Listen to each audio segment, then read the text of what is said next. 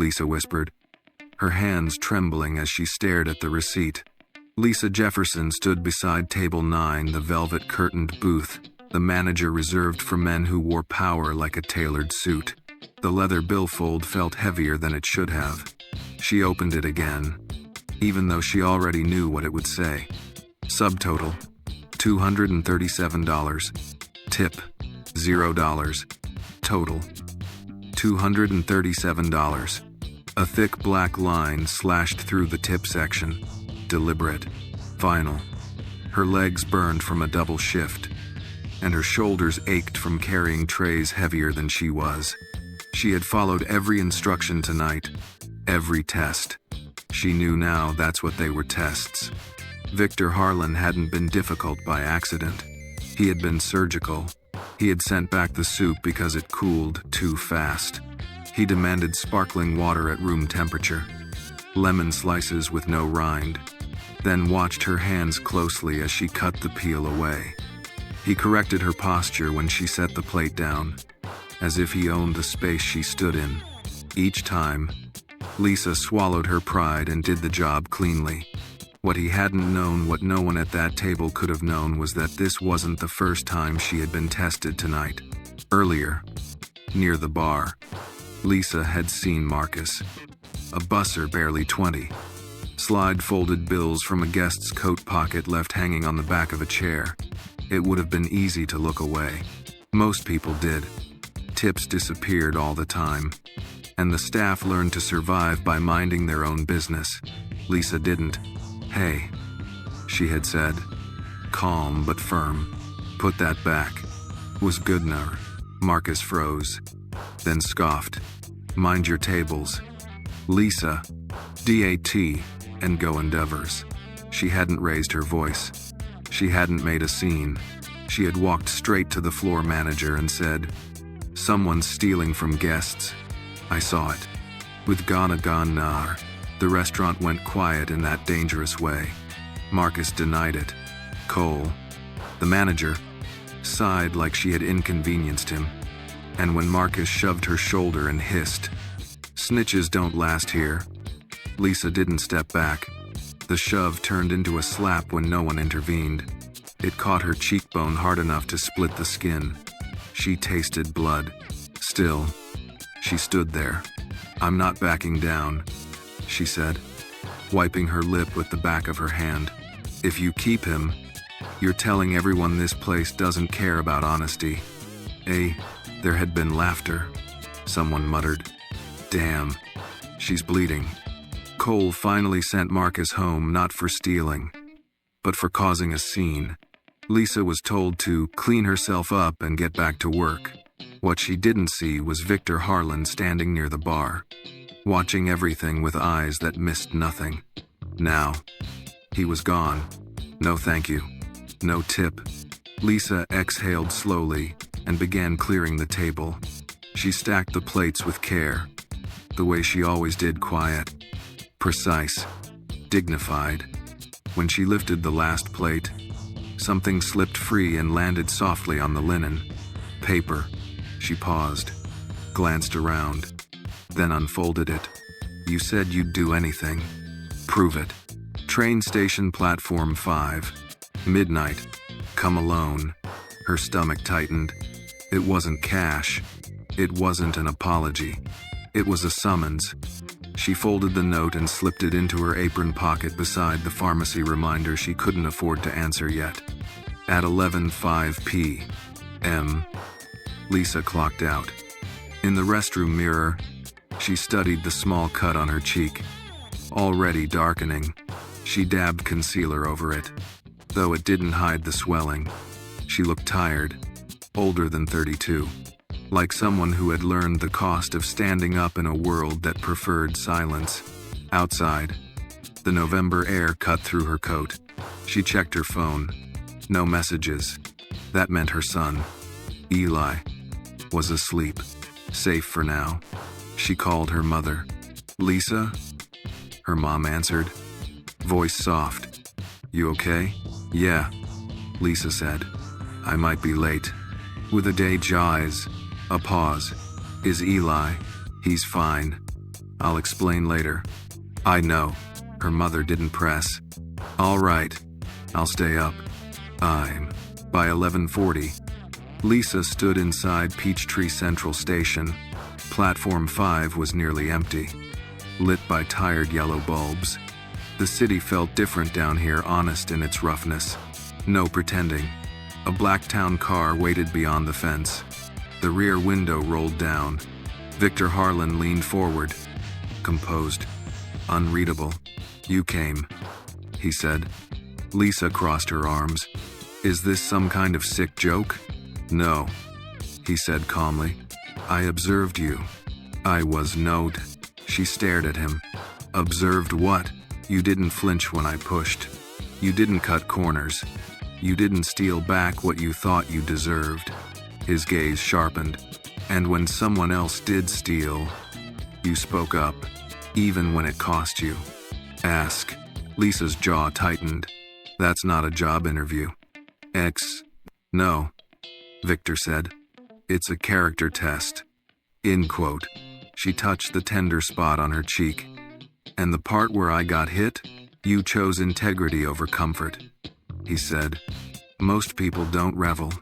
ATSO. Silence settled between them. What do you want? Lisa asked. I want to offer you a job. One. She laughed once. Bitter. You stiff me and then recruit me? I don't tip servants, Victor said evenly. I invest in people who don't fold. He opened the door. Get in. Or don't. Midnight tests don't come with second chances. I can't. Lisa looked down the empty platform. Thought of Eli. Of blood on her lip. Of all the times she had stayed quiet to survive. She stepped into the car. The door closed behind her. If you felt her pain and courage, hit like and drop your city in the comments. Who knows? Someone near you might be watching too.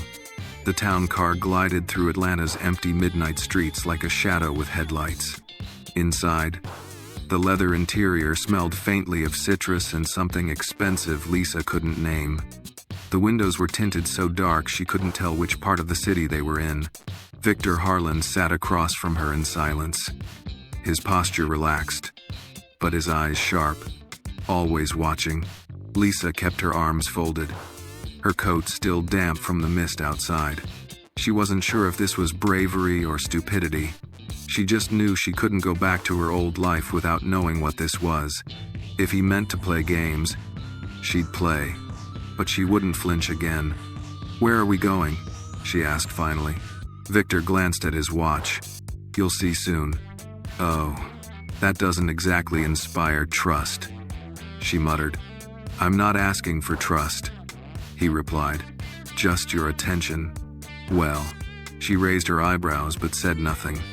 20 minutes later, the car turned off the main road onto a narrow, potholed path. It ended at the edge of a sprawling industrial complex. One single floodlight cast a cone of pale yellow over a rusted corrugated warehouse. The car stopped beside a side door. Victor opened his own door and stepped out. Lisa hesitated, then followed, her boots clicking against the cracked pavement.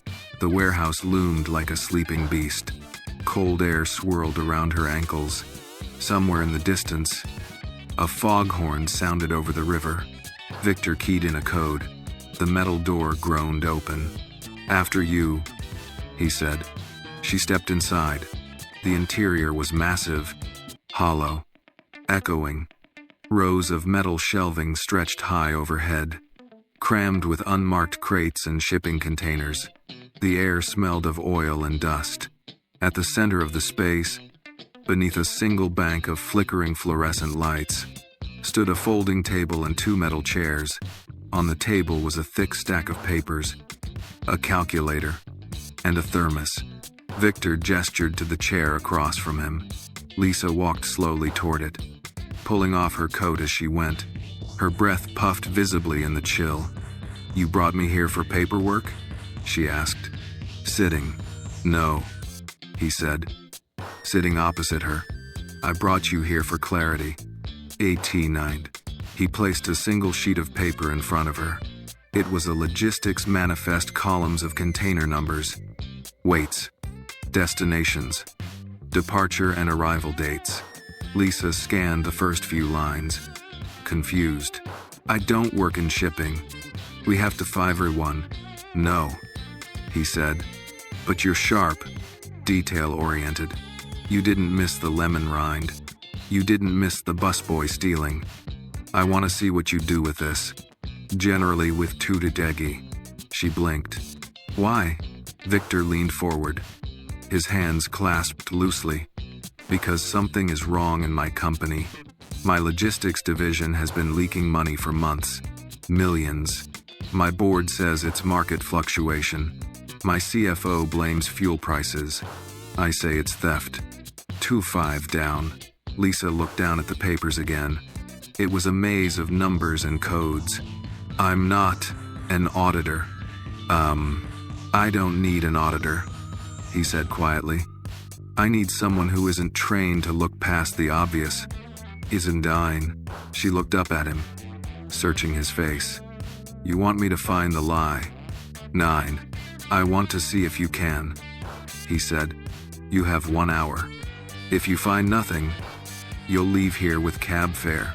If you find the leak, I'll write a check for your son's medical care tonight. Dined.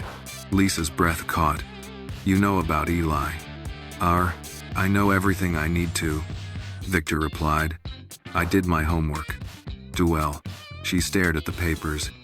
Her hands hovered over the stack, then settled. Her jaw clenched. Timer starts now. She didn't waste time asking for help. She flipped through the pages like she used to flip through overdue bills, mentally calculating what she could push to next month. The weight numbers caught her attention first. A pattern emerged subtle. But there, container 1,473. Departed Savannah. Weight 2, 300 pounds. Arrived Boston. Weight 1, 910 pounds. Container 1,485. Same route, same product, electronics. Departure 2, 500 pounds. Arrival 2, 60 pounds. Consistent discrepancies. Always 15 to 20%. Small enough to be written off as shrinkage, but too frequent, too patterned. Where are these weighed? She asked. Crane scale when loading. Supervisor logs at departure and arrival, Victor said without looking up. She kept flipping. Her fingers moved faster now. She saw the same initials repeated in the supervisor column, M.R., always on the departure logs. Always when weight loss occurred. Other shipments, signed off by someone else, had no discrepancies. This one, she said, tapping a page. October 2nd, departure log signed by M.R. Drop of 390 pounds. October 4th, same thing. Then on October 6th, new supervisor. No loss. Sein. Victor finally looked up. What are you thinking? I think whoever M.R. is. They're fudging the numbers before the containers leave the dock, Lisa said. Or they're letting someone pull product before sealing the crates. I governed. He stared at her for a long moment. Then he nodded. Slowly. You saw that in 20 minutes. As said, I'm a single mom, she said. I've been doing inventory on milk gallons and gas tanks for years. You learn to notice when things vanish. 8. Victor leaned back. Expression unreadable. M.R. is Martin Reyes, senior dock manager. 20 years with the company. My COO said I was paranoid when I brought it up. Lisa folded her hands. So now what? Victor reached into his coat and pulled out a checkbook. Now I keep my promise. Oh God. He wrote the check with quiet precision, tore it out, and slid it across the table. Lisa picked it up. Pay to the order of Lisa Jefferson. Amount $98.450. Memo. Eli Jefferson Medical Fund. Her throat closed. She looked at Victor, stunned. I don't know what to say. Workings out and within. Don't say anything yet, he replied. This solves one problem. I'm offering you a chance to solve more. She blinked. What kind of chance? Victor's gaze narrowed. I want you on my team, not as an accountant, as something else. An observer, a cleaner, someone who tells me what others won't. Is not of now in it, Lisa laughed, disbelieving. You want a waitress to be your corporate watchdog? I want you, he said firmly. You have instincts I can't teach, eyes that see what others ignore. It's A-leaded, he leaned in. You'll live on my estate. Salary starts at $200. 000. Private medical for Eli. But you sign an NDA that says if you betray me, I will ruin you. 18. Lisa sat in stunned silence. I'm not offering you charity, Victor said. I'm offering you a seat at the table if you're willing to fight for it. If you too like. She stared at the check again, then back at the man who had left her a 0 tip. Maybe that was never the insult. Maybe it was the invitation. I'll do it, she said quietly. Victor smiled. Good. Welcome to war. That on a maid. The Harlan estate didn't resemble a house. It looked like something from a movie about old money dynasties and scandals that never made the news. Glass and steel stretched into the early morning mist, sitting atop a wooded hill just north of Atlanta. Behind the gate, the long, winding driveway led to a front entrance lined with trimmed hedges and white hydrangeas, even in the dead of autumn. Lisa had never seen anything like it, not in person. She sat in the back of the town car again, clutching the check that would cover Eli's surgery, and then some. Her fingers kept drifting back to it, just to confirm it was real. The paper had weight. The ink smelled sharp and fresh. Her name looked out of place beside so many zeros. Victor sat beside her in silence, reviewing something on a tablet, his expression impassive. They passed through the gates. Security cameras followed their path. You'll be staying in the guest wing, Victor said without looking up. 3rd floor. You'll have a private suite. Tomorrow morning at 8. We begin. Begin what? Exactly? He glanced at her then. Training. Shadowing. Listening. You'll be with me at every meeting. Dinner. Negotiation. You'll see things my team doesn't. You'll tell me when they're lying or hiding something. And they'll be okay with that? Lisa asked, with some waitress from the city looking over their shoulders. No, he said simply. They won't, which is exactly why I need you. The car stopped beneath a stone awning. A sharply dressed man opened her door. Lisa stepped out, feeling immediately like a smudge on an oil painting. Her thrift store coat, her scraped-up shoes, her overnight bag, everything about her screamed not meant to be here. The butler inclined his head. Miss Jefferson, welcome. Victor nodded. Have her shown to her suite. Tell Mrs. Hendricks to schedule wardrobe delivery for the morning. Tell you go. Yes, sir. And let Clarissa know we have a guest. Go. Lisa's stomach tensed. That name, the way he said it. Victor turned to her. You'll want to change before breakfast. And brace yourself, this house has sharp edges. Is not. Then he was gone, vanishing through the wide double doors like a man with 1,000 places to be. Lisa was led upstairs by the butler, Mr. Ellis, who spoke in calm, clipped tones. The halls were too quiet. The paintings were too perfect. Every surface gleamed. Every corner smelled like money. Her suite was larger than her entire apartment. Cream-colored walls. A view of the trees. A private bathroom with a soaking tub and towels that probably cost more than her rent. It was too much. All of it. She stood in the middle of the room, unsure whether to cry or run. But before she could do either, the door opened. A woman walked in like she owned the oxygen in the room. Tall, blonde, dressed in a black silk robe that barely touched her knees. Her cheekbones could cut glass. Her eyes were green, cold, and calculating. Lisa knew her before she said a word. "Clarissa Morgan," the woman said, smiling without warmth. "You must be the new honor assistant." End quote. Lisa extended a hand, forcing a polite smile. "Lisa Jefferson." And Clarissa looked at the hand for a long second before offering hers like she expected it to be kissed. "Of course you are." With pretension, Lisa dropped her hand. "Mr.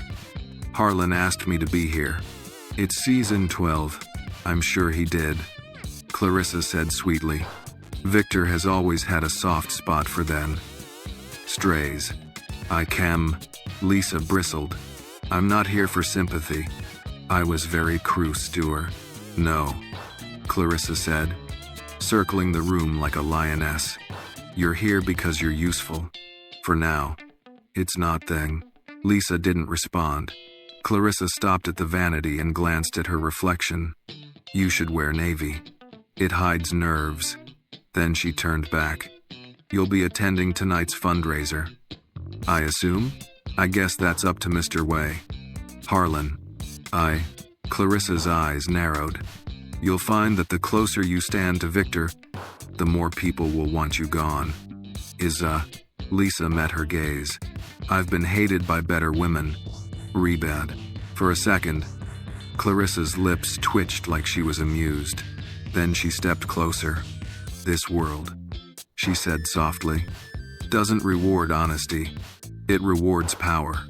If you forget that, you'll be eaten alive. It's not rated." Lisa didn't flinch. "I don't plan on being anyone's dinner." 18. Clarissa smiled, cold and cutting. "We'll see." "It is merited."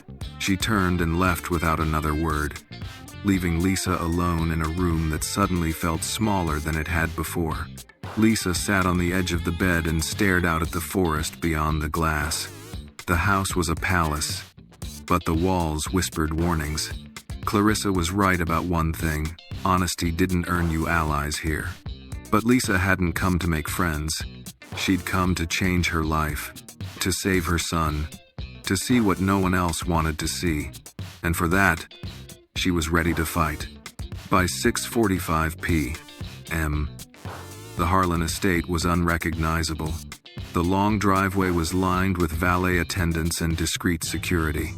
Dozens of black SUVs, luxury sedans, and limousines glided through the gates like a silent parade of privilege. Strings of soft white lights were wrapped around the columns of the grand portico. The sound of string instruments floated through the open doors like perfume. Lisa stood in front of the mirror in her room, barely recognizing the woman staring back. The wardrobe delivery had arrived at 10 a.m., exactly as Victor had promised. A professional stylist named Camille had laid out 3 gowns, each more exquisite than the last. Lisa chose a navy blue column dress with clean lines and long sleeves. It hugged her curves without screaming for attention, and it made her feel grounded. Her hair was pulled back into a low chignon. Her makeup was subtle but effective, making her eyes look sharper, her skin smoother. She looked like someone who belonged here, at least on the surface, but inside, her heart pounded. This was her first test in the field, as Victor called it, not just observing the room, but being part of it, navigating it, finding the cracks. A soft knock came at the door.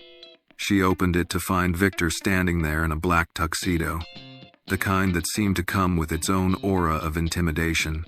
His tie was perfect, his expression unreadable. "You clean up well," he said simply. Lisa nodded, tightening her clutch under her arm. "You, too." 8. He didn't smile, but there was the faintest twitch at the corner of his mouth. "You'll stay close tonight. Observe. Take mental notes." If anyone asks, you're my executive assistant. No titles. No explanations. Lisa swallowed. And what exactly am I watching for? Leverage, he said. Secrets. Lies. Weaknesses. He offered his arm. Lisa hesitated, then took it. As they descended the staircase, she felt the full weight of every chandelier, every oil painting, every set of eyes that would soon be trained on her. She thought of Eli, his laugh, his tiny hands, the wheeze in his breath when the cold hit too hard. For him, she would stand in a room of wolves. The ballroom was already crowded. Politicians, CEOs, artists, and legacy heirs drifted between tables draped in ivory linens. Champagne flowed like water. Conversations were hushed but intentional, calculated like chess. Lisa kept her eyes moving. Clarissa appeared within 5 minutes. She glided toward them in a deep emerald gown, her diamond necklace catching the light like a blade. She didn't acknowledge Lisa. "Victor," she said, kissing his cheek. "Always on time. It's among us 2L. I'm not," he replied. "But she is." He nodded to Lisa. Clarissa turned her gaze, and the room temperature dropped 5 degrees. "You brought her," she said flatly. Victor didn't answer. He simply guided Lisa toward the center of the room. Everywhere they went, heads turned. Whispers followed in their wake. "Isn't that? She was working at Celine's. I swear." "A while back. Executive assistant? Please." "What happening, Zitter?" Lisa held her chin high. They reached a small circle of men near the far bar investors. From the sound of their conversation, one of them, a heavy-set man with ruddy cheeks and a whiskey glass in hand, narrowed his eyes as they approached. "Victor," he said. "Always a pleasure. And who's your guest?" "Lisa Jefferson," Victor replied evenly. "She works with me." The man blinked, then laughed. "No offense, but I think she served me lobster bisque last month." "It is marking back as," Lisa smiled. "Polite but steady. If I remember right, you sent it back twice. Said it wasn't hot enough." "He tegnessed on that." He laughed again, louder this time. "She's got a memory on her." Victor gave Lisa a small nod. That's when she realized that was a test, her first public test. Another man stepped forward, sleeker, quieter. He wore a navy 3-piece suit and held his champagne flute like a prop. "Miss Jefferson," he said, "do you know anything about the merger we're all whispering about tonight?" Lisa didn't flinch. "Only what I've heard in the whispers. It is wine." The man smiled, intrigued. They continued working the room. Lisa said little, but she listened closely. She noted who gravitated to whom, who drank more than they should, who avoided eye contact when asked about upcoming votes. An hour in, Lisa excused herself to step onto the side terrace. The evening air was cooler now, scented with magnolias and wood smoke from the outdoor heaters. She took a slow breath. Her instincts were buzzing. Something was wrong.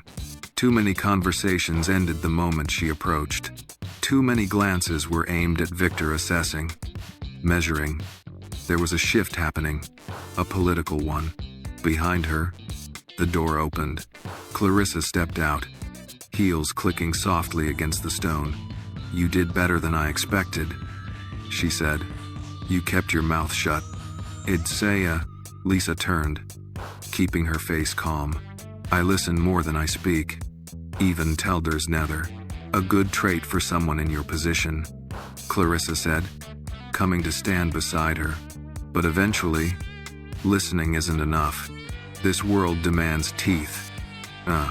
Lisa met her gaze. "I have teeth." With commentaliacy, Clarissa smiled, but it didn't reach her eyes. "Do you know what happened to the last woman Victor brought into his inner circle?" Lisa said nothing.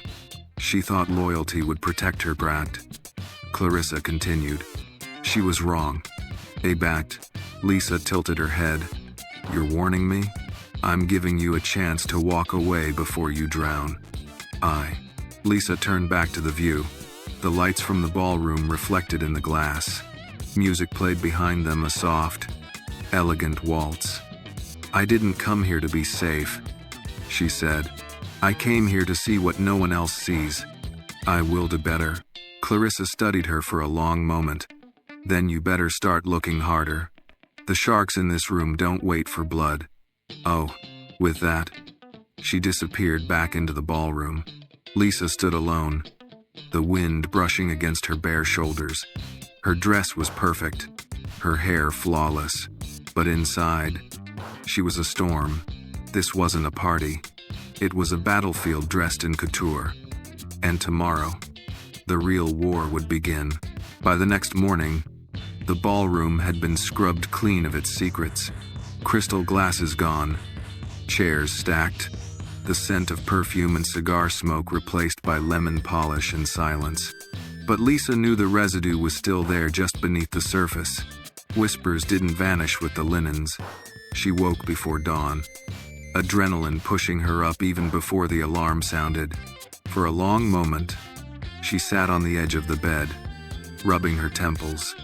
Last night had been revealing, not just about the elite, but about herself. She hadn't cracked. She hadn't flinched. And Victor had noticed.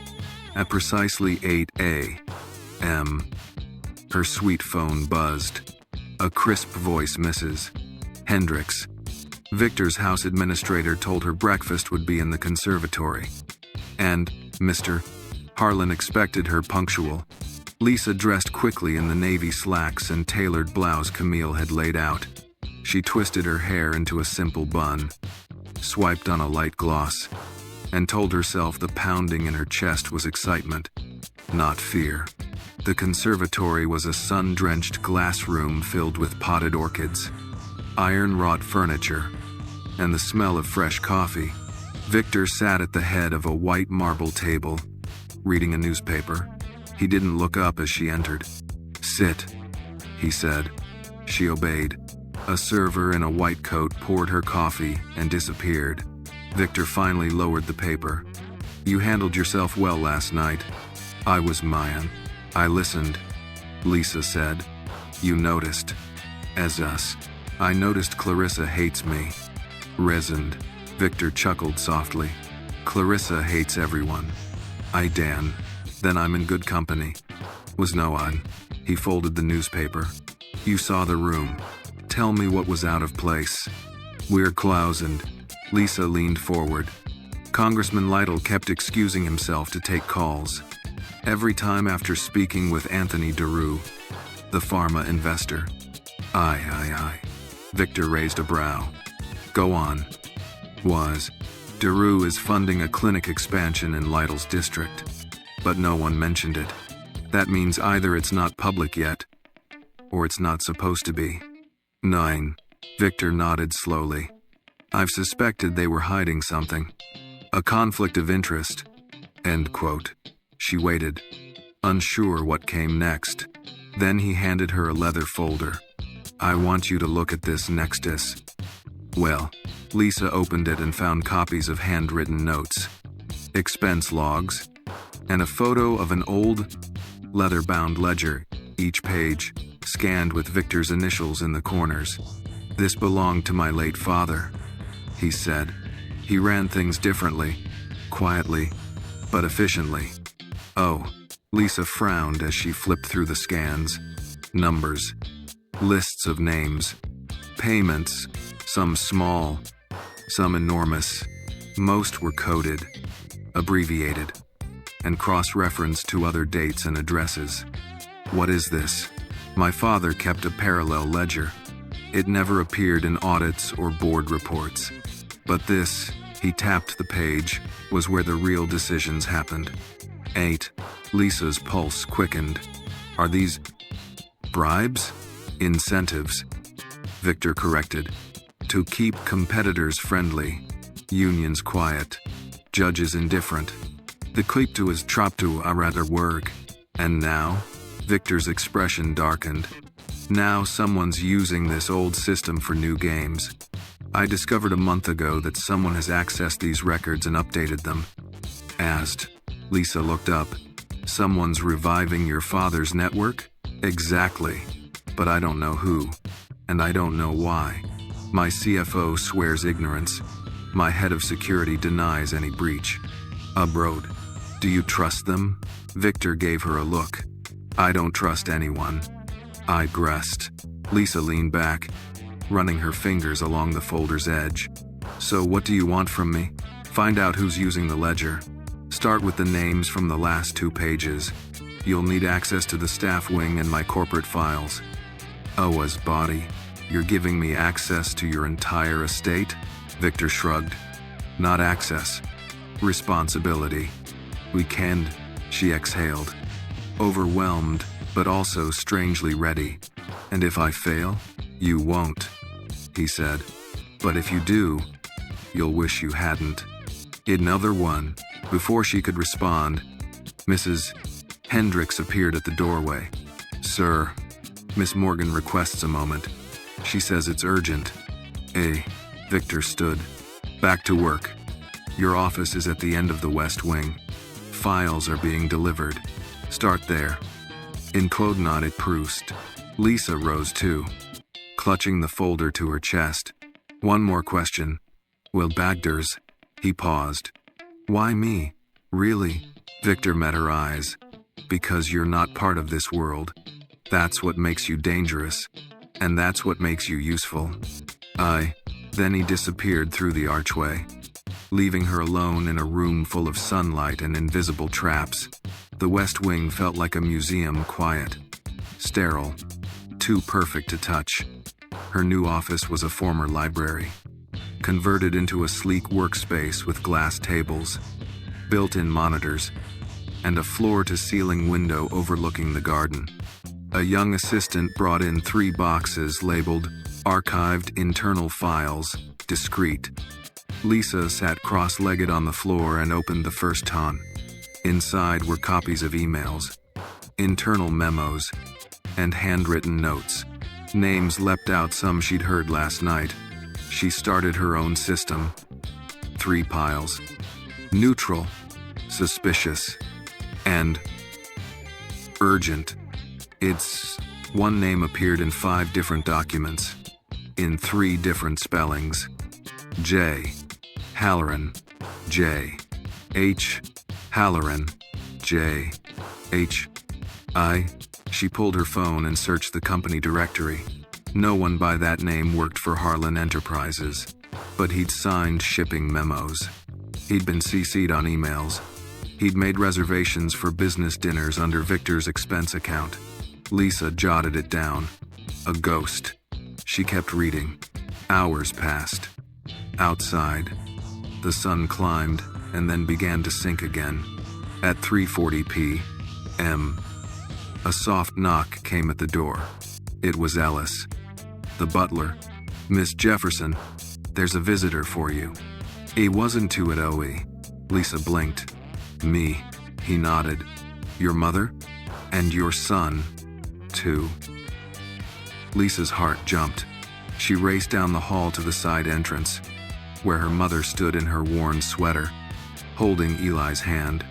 The boy's eyes lit up when he saw her. Mama, Lisa knelt and hugged him tight, pressing her nose into his hair. What are you doing here? She asked, looking up at her mom. Mister, Harlan sent a driver, her mother said, confused. He said you'd want us close now. Oh, too. Lisa looked toward the far hallway, where Victor had probably disappeared again. This wasn't part of the deal, but it was part of the plan. He was pulling her deeper. And now, there was no way back. The next morning began with the sound of Eli's laughter echoing through the garden. Lisa stood on the balcony just outside her suite, coffee in hand, watching her son chase leaves with his little legs pumping like he was trying to catch the wind itself. Her mother sat on a nearby bench, wrapped in a shawl, smiling gently. The sight filled Lisa's chest with something sharp and tender, a peace she hadn't dared imagine. She took a slow sip, then turned back inside. Peace didn't last long in Victor Harlan's world. At 9 a.m. sharp, Lisa returned to her office. The boxes she had sorted yesterday were gone, replaced by a single sealed envelope resting on her desk. Handwritten in clean, blocky print, L.J. Private. Inside, she found a flash drive, a printed map of the estate's sublevel, and a note, 12:45 p.m. The gray door under the servant's stairwell. Use the drive. No one can see you enter. No signature. No explanation. Lisa sat back in her chair, her heartbeat ticking upward. This wasn't from Victor. She was certain of that. His instructions were always direct, professional, cold. This was something else. A warning? A trap? Or a clue? She checked the hallway. Empty. She slipped the flash drive into the secure laptop and waited. A single file loaded. Video footage. Grainy, black and white. The camera appeared to be hidden in the corner of an office, Victor's office. Lisa leaned closer. 2 men stood on screen. One was Victor. The other a tall, broad-shouldered man with salt and pepper hair and a scar along his jaw paced the room like he owned it. She recognized him. It was Leonard Trask, the company's chief operating officer. She'd seen him at the fundraiser, holding court near the dessert table with a smile too perfect to trust. "No one can trace it back to me," Trask said in the video. "You understand that, right?" Victor didn't respond. "We moved the next 2 shipments through the port of Mobile," Trask continued. "No Savannah. No repeat of last time. Ainan." Victor's expression didn't change. "And if the leak is internal, then we bury it," Trask said, "along with whoever caused it." Aye, do. Lisa paused the video. Her breath caught. This wasn't a business disagreement. It was conspiracy, smuggling, fraud, and worse, a cover-up. And somehow, Victor had recorded it, which meant he knew. Lisa checked the map. The gray door beneath the stairwell led to the old archive vault, a part of the house rarely accessed, even by staff. She glanced at the clock. 12:22 p.m. 23 minutes to decide if she'd follow the rabbit hole or stay safe in her new gilded cage. She chose the rabbit hole. At 12:44, Lisa walked casually past the servants' corridor, holding a file folder to look busy. No cameras here. Victor had made sure certain wings of the estate were clean zones. Lisa reached the stairwell, glanced around once more, then opened the gray door. It creaked open slowly. Dust and cold air greeted her. The stairwell descended into shadow. Lisa followed it down. At the bottom, a single bulb flickered above a thick metal door. She used the keycard Victor had given her earlier for emergency access to archives. With that, the door clicked. She entered a long hallway lined with locked cabinets and aged filing drawers. The place smelled like old paper and forgotten history. She moved quietly, heart pounding. At the end of the hall, a second door sat slightly ajar. Inside, she found a small room with a table, a monitor, and another envelope. This one read, "Do not speak. Listen." Lisa opened it and pulled out a phone with one pre-recorded voicemail message. She played it. A woman's voice. Cold. Familiar. "Clarissa, we can't let Victor hold on to the ledger. If the board sees what's in it, he's finished. And so are we. You said you'd handle it. Trask, you said you had a plan." Silence. Then Clarissa again. "If she finds the copy, make it look like an accident. It is Dedingo." Lisa froze. They meant her. The message ended. Lisa sat still, hands shaking. Her mind raced. Clarissa and Trask were working together. They knew about the ledger. They knew she was digging. And now they wanted her gone. Accidentally, she stood up fast, scanning the room. No cameras, no microphones. But still, danger pulsed in the air like electricity. She tucked the phone and flash drive into her pocket and left the vault the same way she came. This time, her steps were quicker. Back in her office, Lisa closed the door and locked it. She pulled out the files she had already flagged and cross-checked every mention of J. H. Halloran. She still couldn't find a real name, but she found a bank routing number, offshore, buried in an old expense report marked discretionary donations. Lisa took a deep breath and dialed Victor's private line. Yes, he answered immediately. They're planning something, Lisa said. Clarissa and Trask. I have proof. She told him everything, the voicemail, the recording, the vault. He was silent for a long beat. Then, send me the audio. Now. Was my 10. She did. Another pause. You just became a target, he said. And that makes you more useful than ever. It's C-sign. Lisa frowned. Shouldn't that make you want to pull me off this? No, Victor said. That makes me double down. Now listen carefully. Okay. She sat up straighter. I want you to keep digging.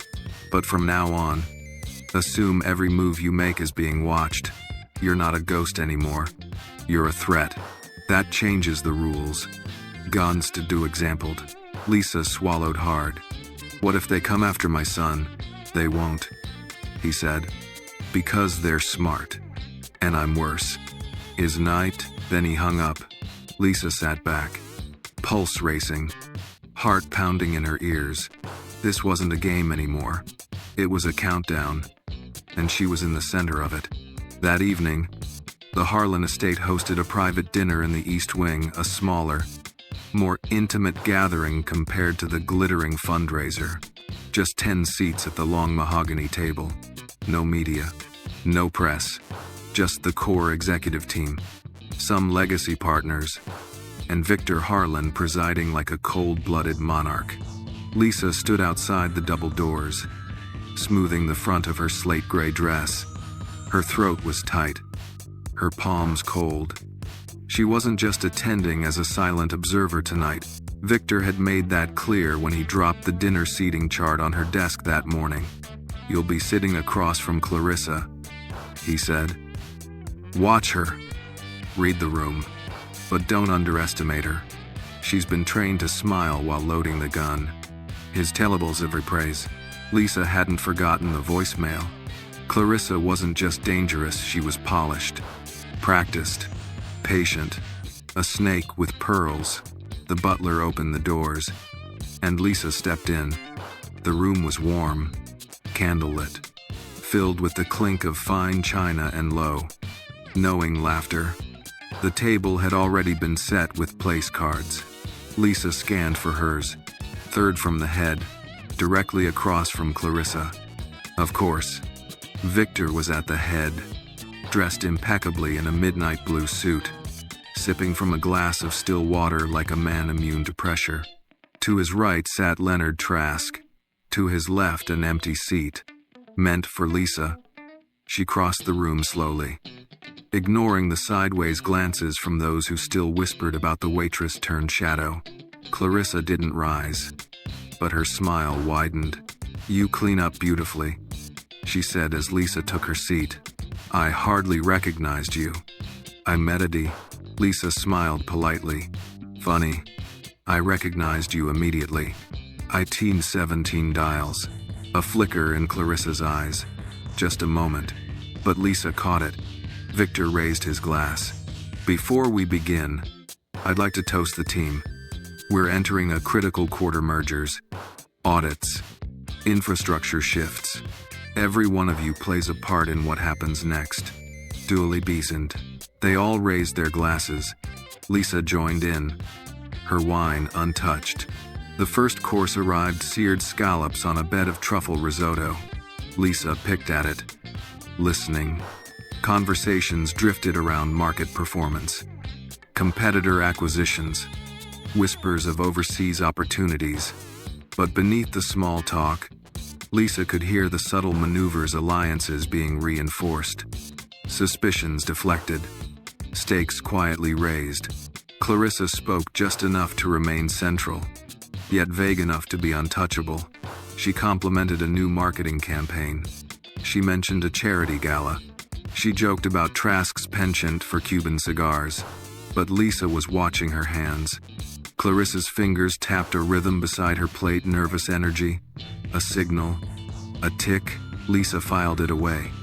Victor, meanwhile, was unusually silent. He only spoke to redirect, to nudge, like a chess master mid-game, letting others make the first mistake. Halfway through the main course, Trask leaned back, swirling his glass. "So, Lisa," he said smoothly, "how's the deep dive into our dusty old records?" The table fell quiet. Lisa didn't flinch. "Productive. I've already found some inconsistencies." Clarissa's fork paused midair. "Oh?" Lisa sipped her water. "Some duplicate payments from accounts that should have been deactivated, and a few vendors with no formal contract on file." Victor said nothing, but his fingers tapped the stem of his glass once. Trask chuckled. "Always good to have fresh eyes. Sometimes the old guard gets too comfortable." "I'll go." Clarissa leaned forward, voice light. "And what does Miss Jefferson plan to do with those inconsistencies?" Lisa met her gaze. "Bring them to the person who signs my checks." Rallensies. Silence. Then Victor said, without looking up, "That would be me." Wouldn't know. Lisa felt the temperature shift again. Not cold. Electric. Clarissa's smile sharpened. "Of course." Is 9. Dessert was served. Chocolate souffle with citrus cream. Lisa barely touched it. Across the table, Clarissa dropped her spoon. "Oops." Well. It clattered against her plate and rolled onto the tablecloth, smearing chocolate near Lisa's folder, which she had brought on Victor's request. "Oh, I'm so clumsy tonight," Clarissa said with exaggerated sweetness. Reaching across with her napkin, Lisa moved quickly, shielding the folder. "It's fine. I've got it." That's times of goad. Their hands almost touched. Clarissa looked up. "Sensitive documents?" Lisa smiled coolly. "Let's just say they're not for dessert conversation." "We're con." Victor finally looked up from his glass. "Enough games," I said. The table fell silent. He stood, slowly. "There are eyes in this room that have forgotten which direction they point. Loyalty isn't a relic. It's a currency. And some of you are overdrawn." His eyes landed briefly, but unmistakably on Trask. Then Clarissa. Then back to Lisa. "I expect transparency," he continued, "and swift correction, or I'll start asking questions none of you want answered. We can't He didn't shout. He didn't threaten. But the message hit harder than any raised voice. Dinner ended in an awkward shuffle of napkins and muttered goodnights. Later that night, Lisa walked down the hall to her suite, still thinking about Clarissa's hand, why she'd tried to touch the folder. Her instincts screamed there was more to it. She opened the file. Everything seemed untouched. But as she flipped through the top pages, she noticed a small tear along the edge of the third sheet, almost invisible. She held it up to the light. A clear, circular smudge. Fingerprint oil. Clarissa hadn't been clumsy. She'd been checking if the folder was a decoy or the real thing. Lisa sat down slowly. Victor had warned her, "You're not a ghost anymore." Now. She knew what that meant. They weren't trying to guess her next move. They were preparing to stop it. The morning after the dinner, the estate was unusually still. Rain drizzled over the tall windows, streaking the glass in gray lines. Lisa sat at her desk, replaying the encounter with Clarissa over and over in her mind. That wasn't just curiosity last night, it was confirmation. They knew she was getting close. And they were getting reckless. At 9:03 a.m., her secure line buzzed. Victor's voice, calm and clipped. "You're flying to New Orleans today. Noon sharp." Lisa blinked. "Excuse me? I need verification. There's someone there who knew my father. His name is Reginald King. He handled logistics ports, shipping manifests, underground channels. He vanished years ago, but I found him. He's agreed to speak." Lisa leaned forward. "You want me to go alone? You're less threatening than me. He trusts women. He won't talk to anyone else, especially not to anyone with my name." "Well," Lisa hesitated. "And if this is a trap?" Victor's pause was long. Then, I expect you to survive it." I cast by 1:15 p.m. Lisa was in a rideshare cab weaving through the narrow, cobbled streets of New Orleans' Marigny district.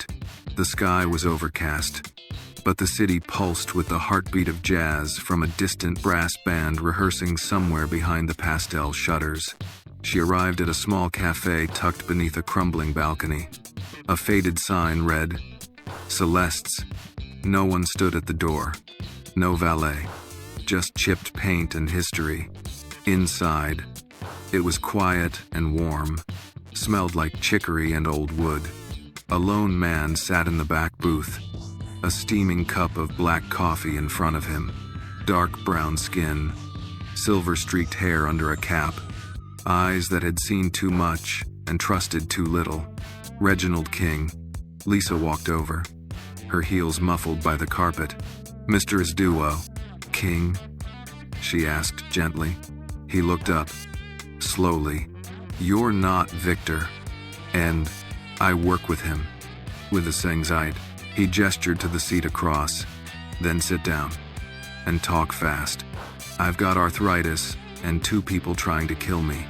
Time's short." Alove. Lisa slid into the booth, clutching her bag tightly. "I'm not here to make trouble," she said. "But someone's resurrecting the ledger your boss left behind. Victor doesn't know who. He thinks you might. Free do." King leaned back, studying her. "I burned every bridge to walk away from that ledger. And now you people want to pull me back?" Lisa met his gaze. "I'm not you people. I was cleaning tables 2 weeks ago. Now I'm waist-deep in lies I didn't ask for. So if you know anything at all, you'd be helping someone who actually gives a damn." "I do, stayed," he grunted. Victor's father was smart.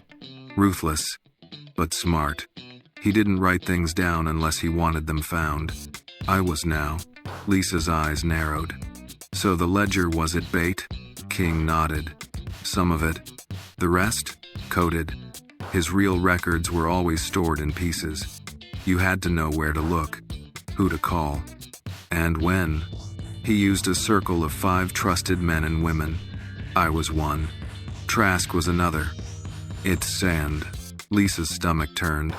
"Trask was part of the original circle?" King nodded. "Back when he was loyal, before the money got loud and the greed got louder." "Is not comment." Lisa leaned in. "So who's reviving the system now?" King sipped his coffee, eyes scanning the cafe. "I can't be sure, but there's one name I keep hearing in whispers. J. Halloran." "Wolves." Lisa froze. "I've been trying to find out who he is," she whispered. "Not who bad," King said. "What?" "Halloran isn't a man. It's a shell. A name used by multiple people across decades to move money. Shift power. Scrub records.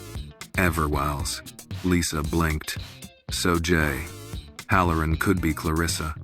Itazaid. Could be," King said. "Or someone she works with.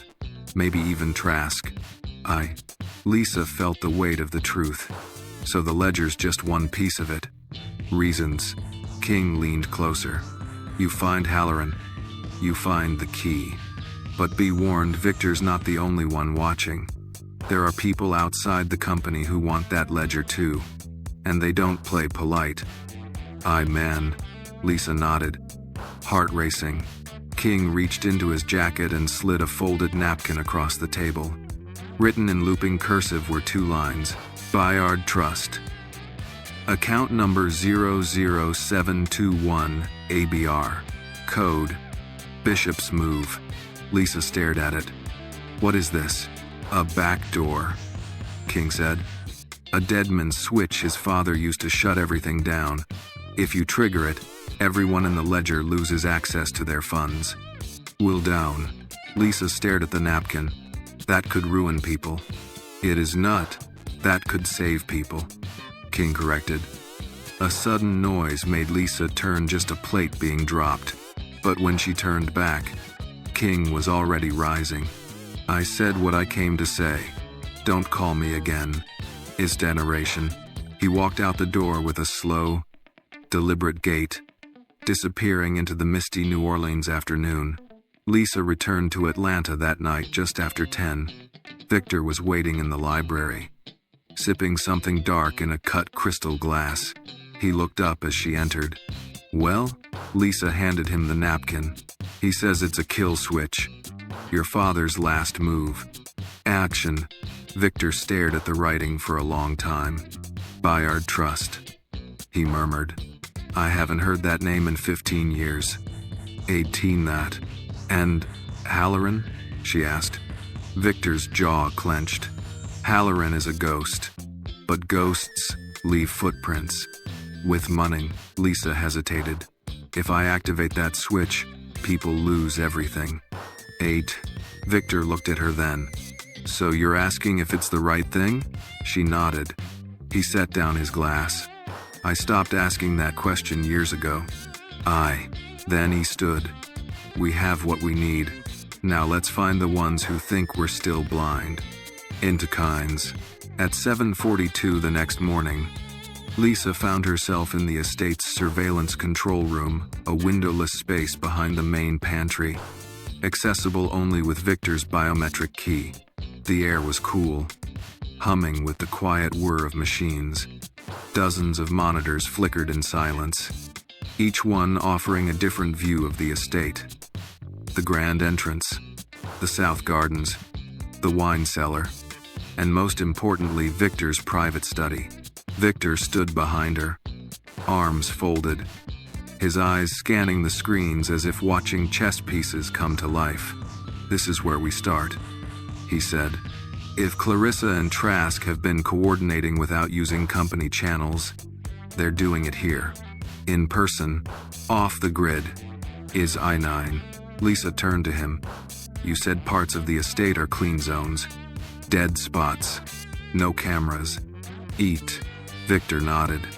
That's why we monitor behavior instead of conversation. Patterns, timing, proximity, and if we're lucky, mistakes. Why? He handed her a small drive.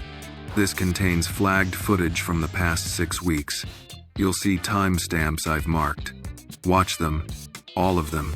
Isa. Lisa sat down at the console and plugged it in. The first file loaded.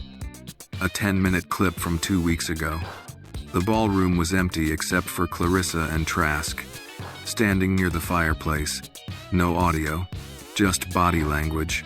Clarissa handed Trask a small velvet pouch. He pocketed it, glanced over his shoulder, and walked away. The second clip was from the east hallway. Lisa watched as a maintenance worker unlocked a cabinet. 10 minutes later, Trask entered the same hallway alone. He didn't look at the camera. He simply opened the cabinet, removed a manila folder, and walked off in the opposite direction. Victor pointed.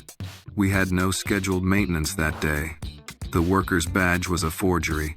That's how they're moving documents through the walls. After day, Lisa moved to the third clip. This one was harder to dismiss. Clarissa, sitting in Victor's office, alone. She stood behind his desk, opened the second drawer, and pulled out a key. She inspected it, memorized it, then placed it back precisely. Lisa turned. How did she get in? I had the locks changed the next day, but it tells us something. Victor said, she's looking for the vault key. She thinks the original ledger still exists somewhere inside this house. And this. Lisa stared at the paused screen. Does it? Victor didn't answer. Instead, he crossed to a small wall panel behind the monitors.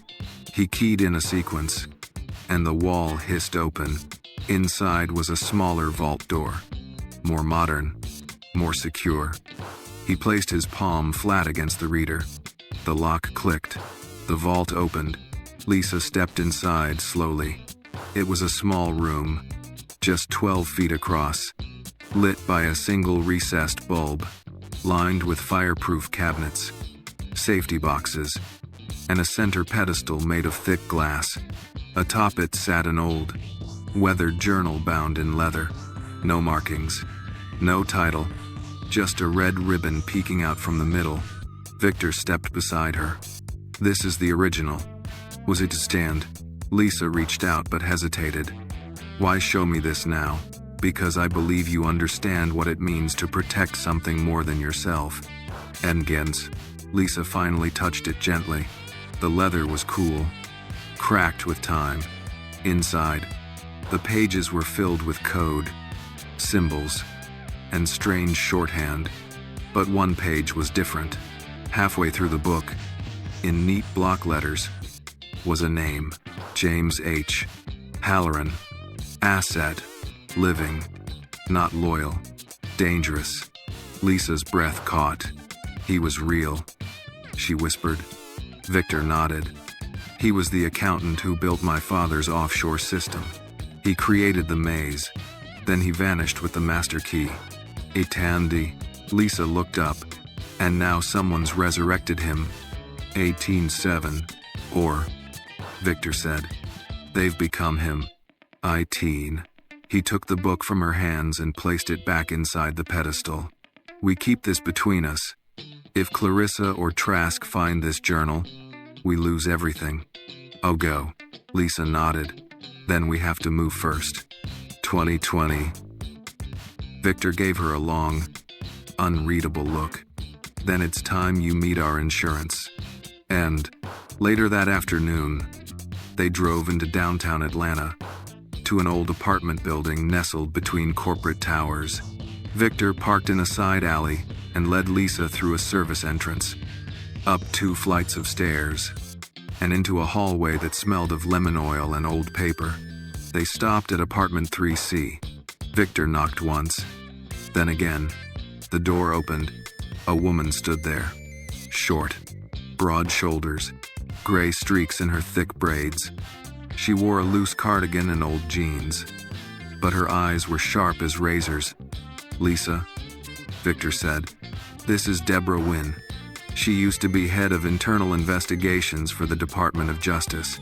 She retired, publicly. Devinantwis. Deborah held the door open. Privately, I got tired of politics and decided to focus on something real. Come in. Heiress. Lisa stepped inside and was immediately hit by the scent of strong coffee and printer ink. The walls were covered in maps, post-it notes, and diagrams that looked like a detective's dream or a conspiracy theorist's haven. You're the one poking the nest, Deborah said, handing Lisa a mug. I've been following your movements. You've already stirred up Clarissa and Trask. That's good. Fear makes people sloppy. Lisa sipped carefully. Do we have anything that connects them directly to Halloran? Deborah smiled. Not yet, but I've got access to encrypted banking data.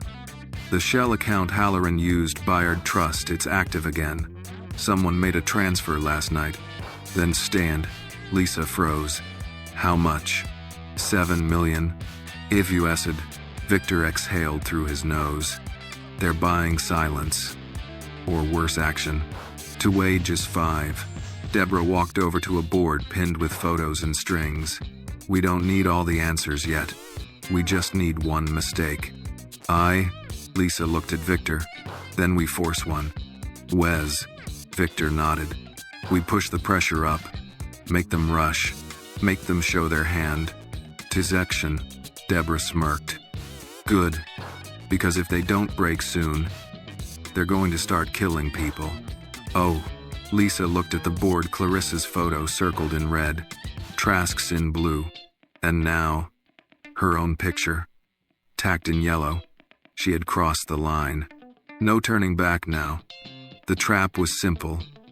Draw them out with a whisper, then watch who tries to silence the echo. Lisa sat in the back of the studio, lights warm against her skin, a microphone clipped discreetly to her collar. The producer counted down from 5, and the red light blinked on. "Welcome back to Southern Current."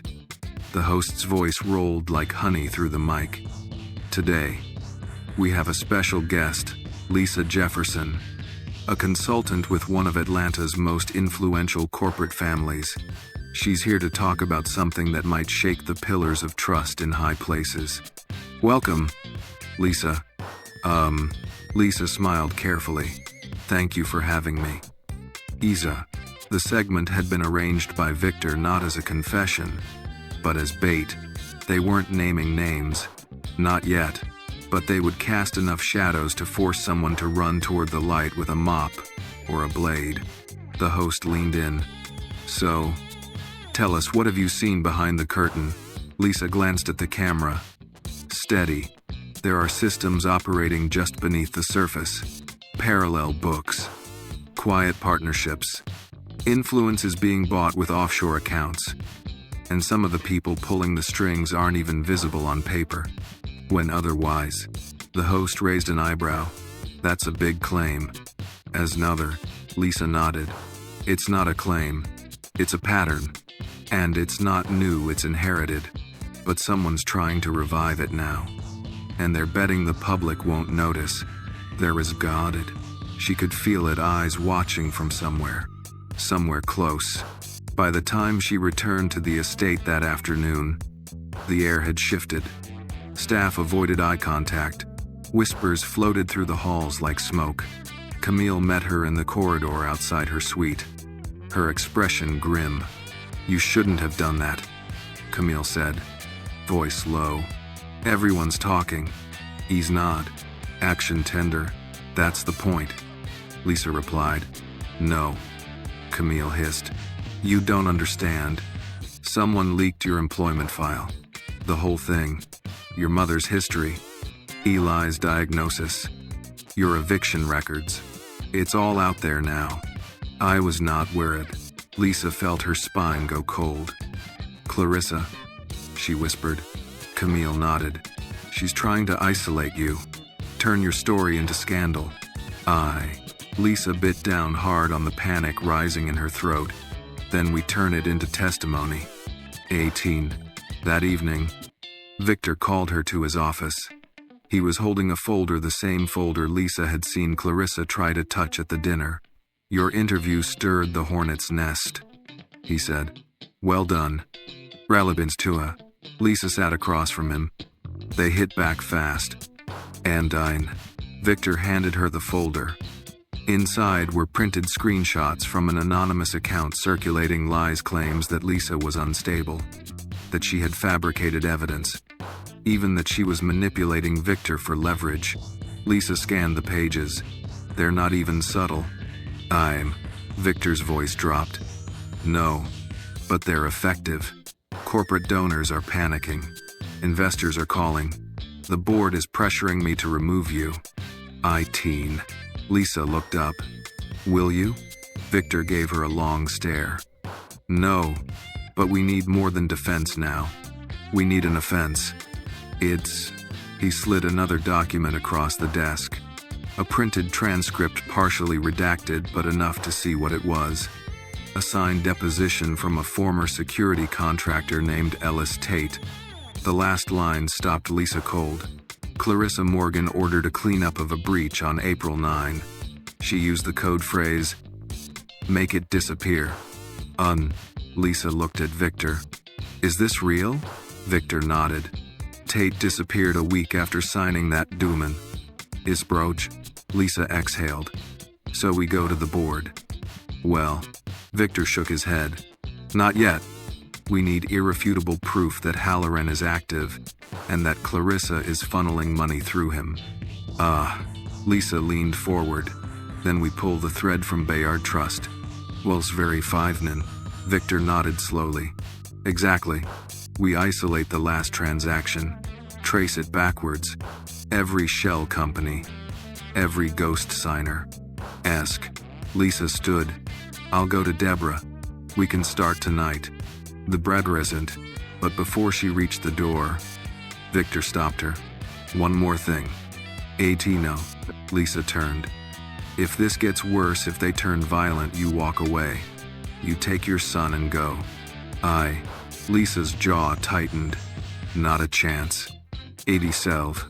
Victor looked at her with something softer than usual. Not weakness. Something else. A glimmer of old grief. Maybe. Or loyalty finally returned.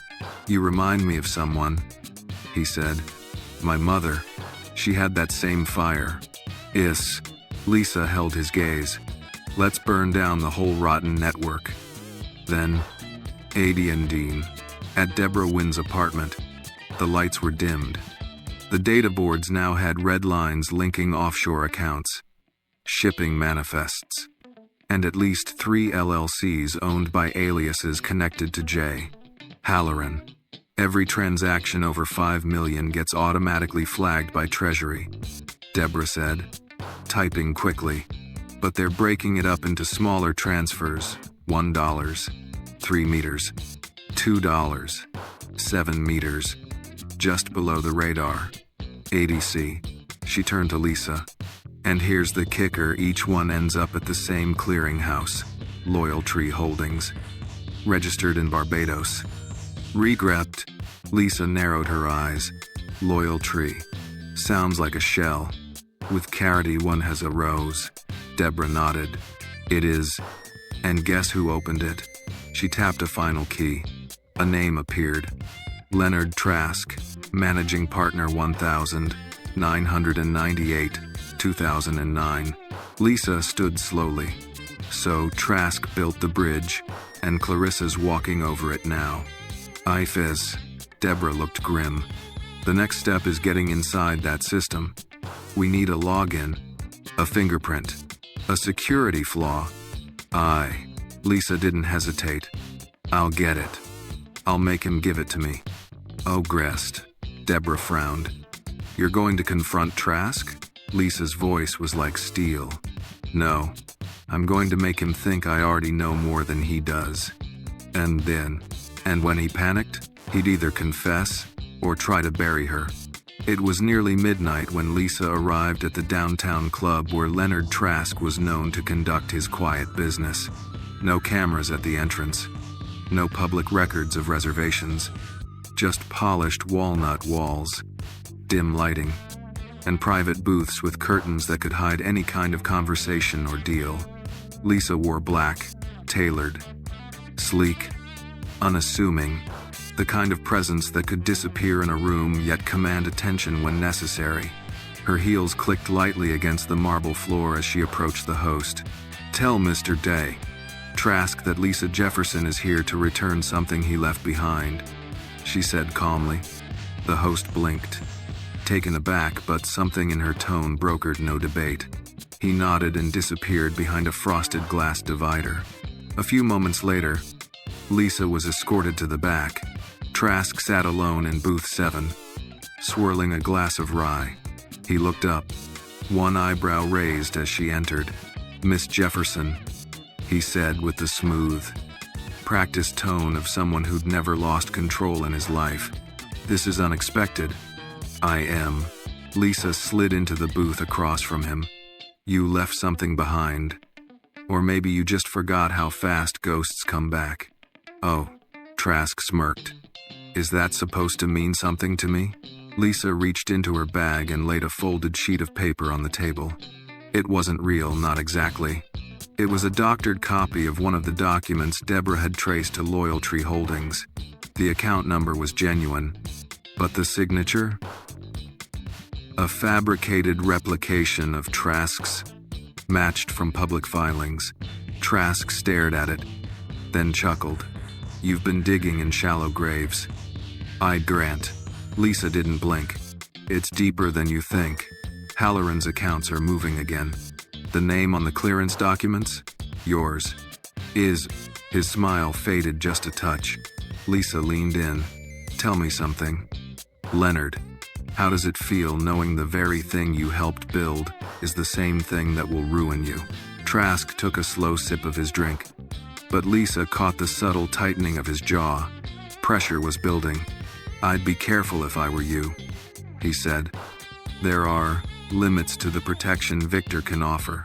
You keep pressing like this, and you'll find out who really pulls the strings. I am down. Lisa's eyes locked with his. You mean Clarissa? He didn't answer, but he didn't deny it either. Lisa smiled slightly. Thank you, Mr. Trask. As work? For what? For confirming what I already suspected. She stood and turned to leave, but his voice stopped her. You think you're brave? You're just disposable. A waitress with delusions of justice. Oh, Lisa paused, then turned slowly. You're right, she said. I was disposable. Once. We have good not 5 mine. Then she walked out, back in her car. Lisa called Deborah immediately. He took the bait, she whispered. He flinched at the account number. Didn't deny it. He knows we're close. Deborah's voice crackled through the speaker. We need more than a flinch. We need access. Exceedin'. Lisa thought for a moment, then said, if we get his thumbprint, we can use it to access the system from the legacy banking portal, the one his firm still uses for legal clearances. You're asking to lift his print? I'm saying we can get it. The next day, Lisa returned to the estate with a plan. Trask was scheduled to meet Victor in the drawing room for a quarterly review, a formality. Lisa coincidentally passed through just after they finished.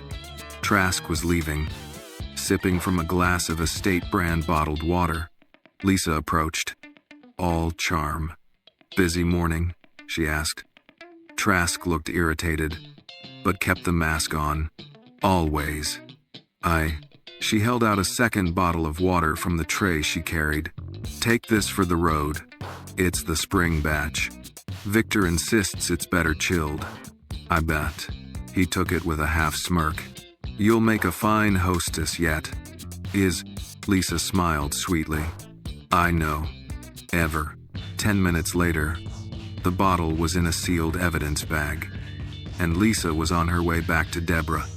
Deborah scanned the print from the condensation ring on the plastic and ran it through a biometric bypass. 10 minutes later, the portal unlocked. They were in. Inside, they found what they needed. A series of offshore transfers from Loyaltree Holdings to a network of private arms manufacturers and consulting firms with ambiguous mission statements. But it was one name that caught Lisa's breath: Redback Security. She remembered it from one of the flagged files in Victor's private archive. A name mentioned only once. In passing, a firm linked to cleanup operations. Silent enforcement. They're preparing for a strike, Lisa whispered. They're not just moving money. They're preparing for violence. Deborah looked grim. If Clarissa's behind this, she's not protecting the company. She's positioning herself to take it.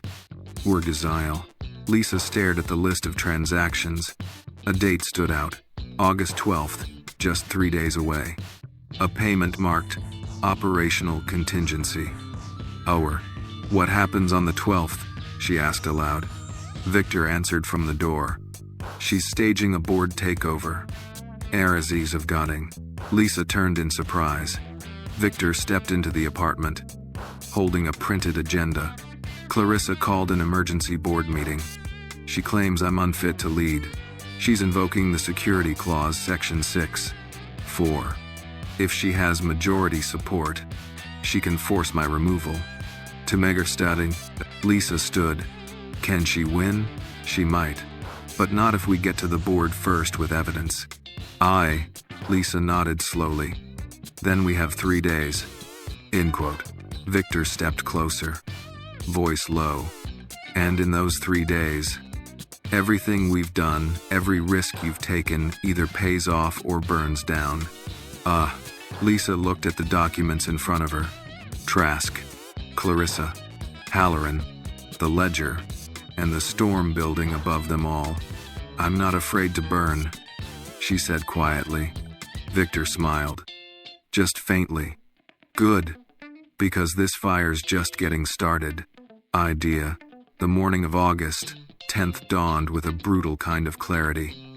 The skies were overcast, but the estate buzzed with movement preparations, meetings, encrypted calls. Lisa hadn't slept, not properly. The clock was ticking down, and every minute counted.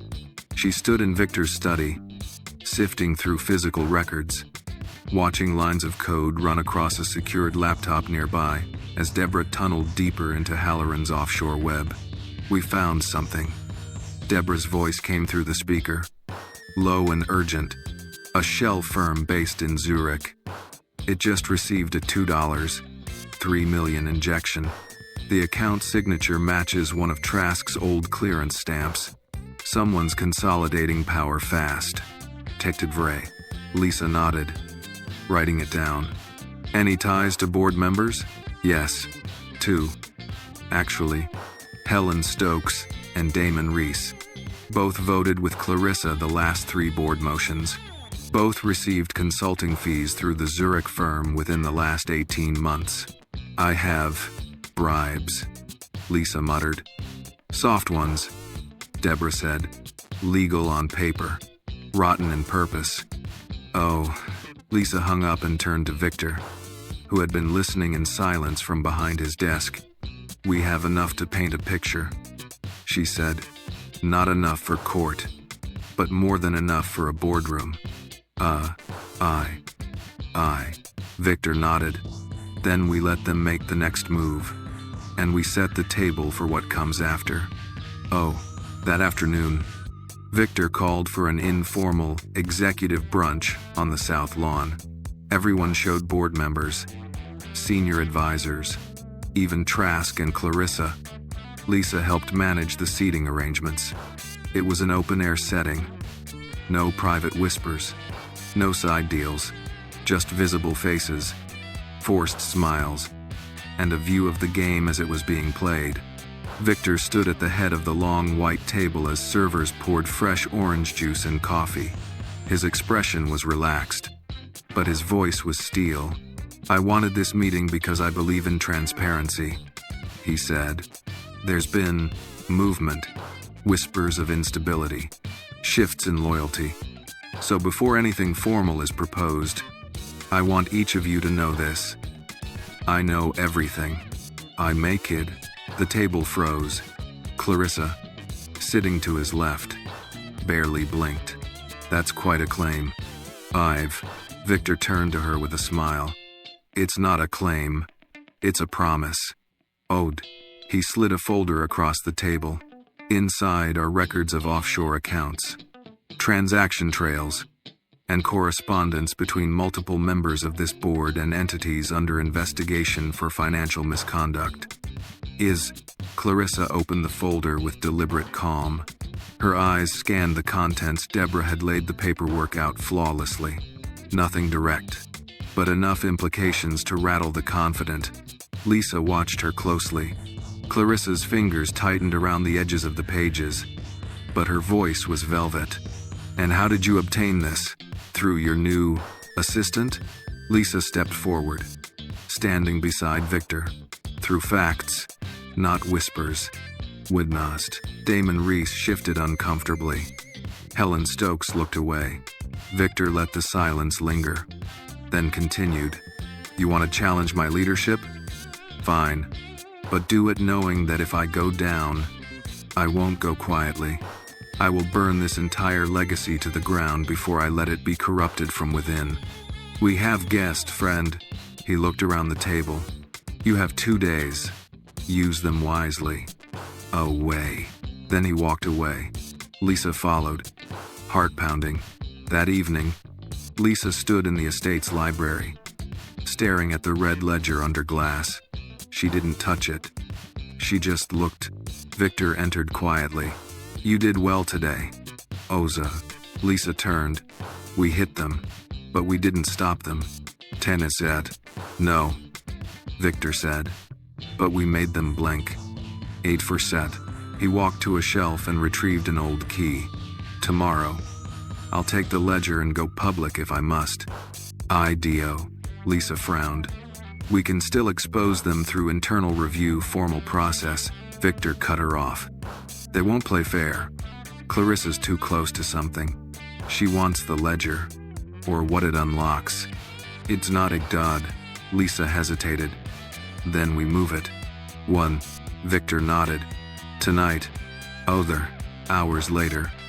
Under cover of darkness, Lisa and Victor drove to a private vault inside a law office downtown, one of the last trusted locations.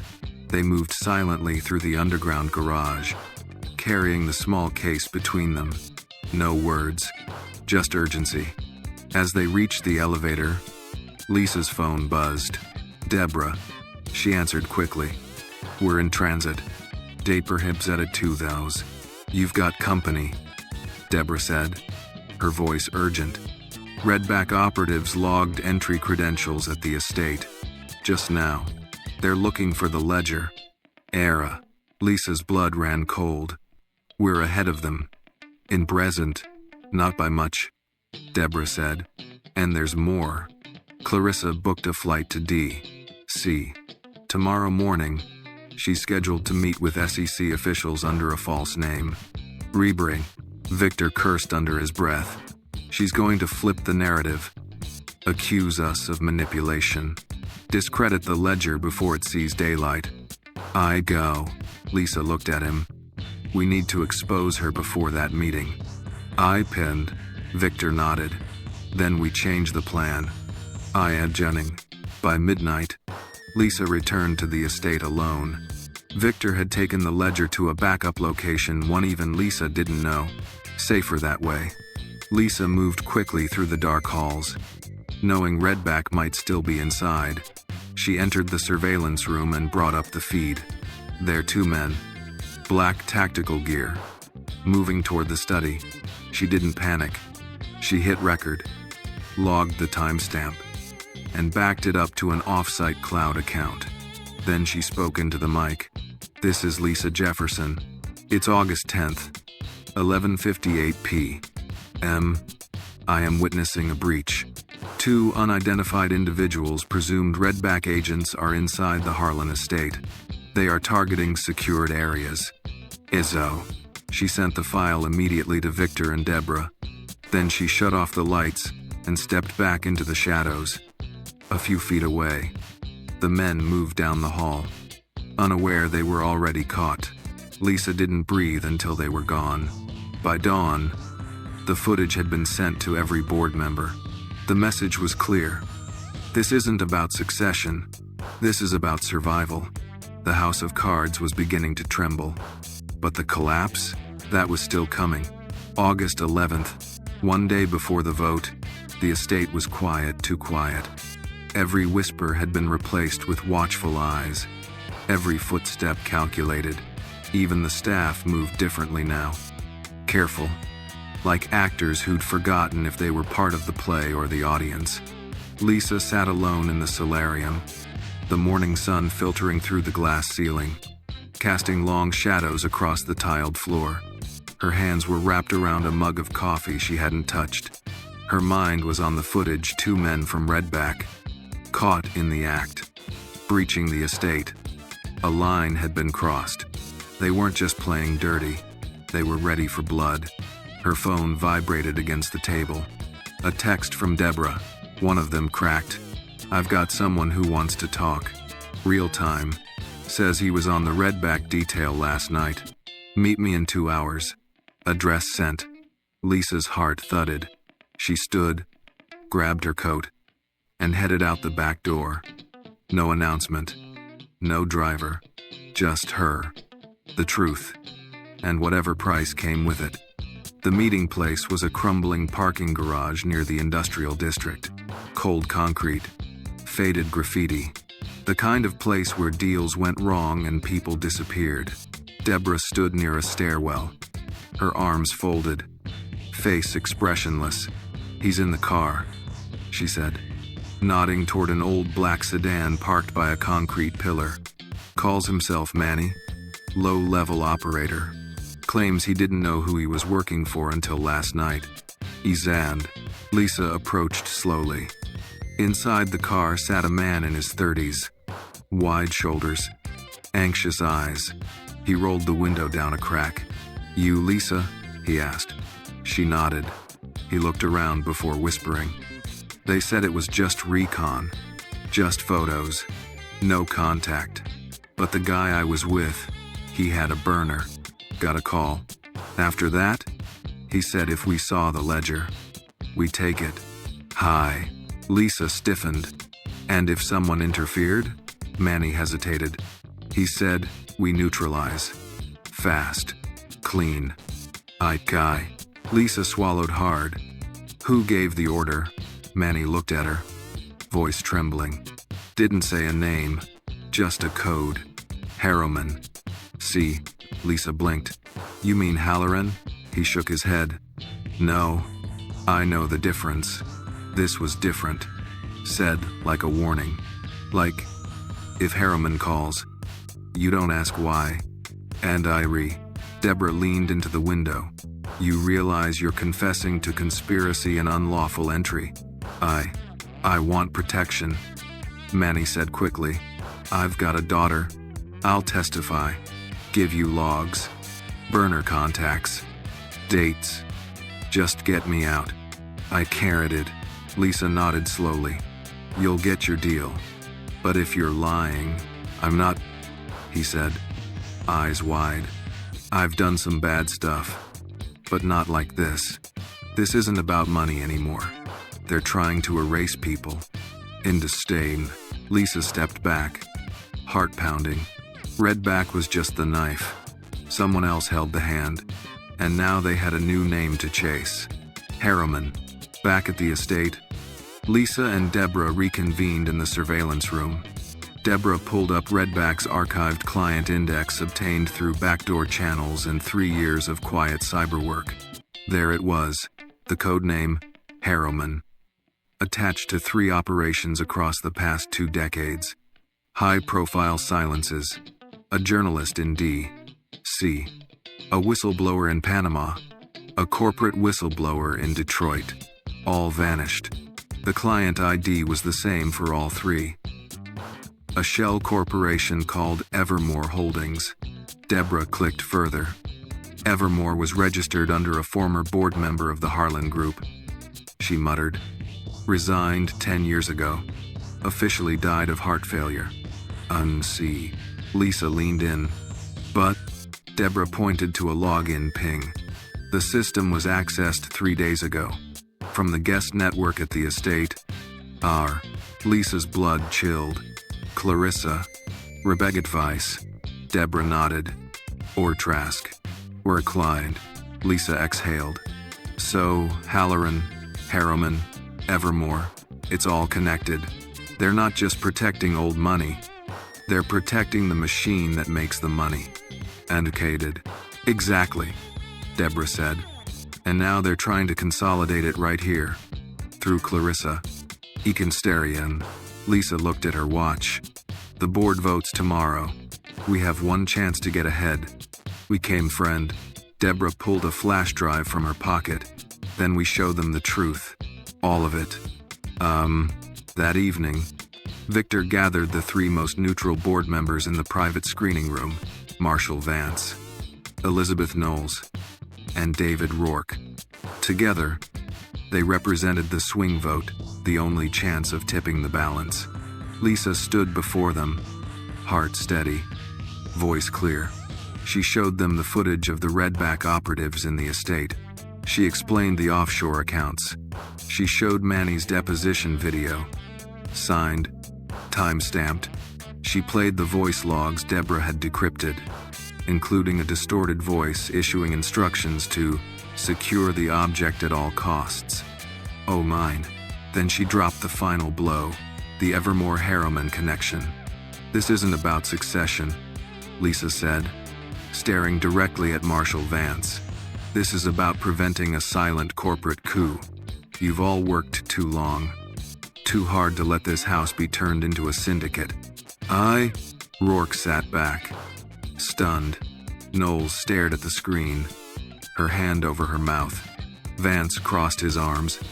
"You're asking us to believe that Clarissa Morgan is coordinating with international mercenaries to... what? Infiltrate her own company?" Lisa met his eyes. "No, I'm asking you to believe what's in front of you. She doesn't want to lead. She wants to control.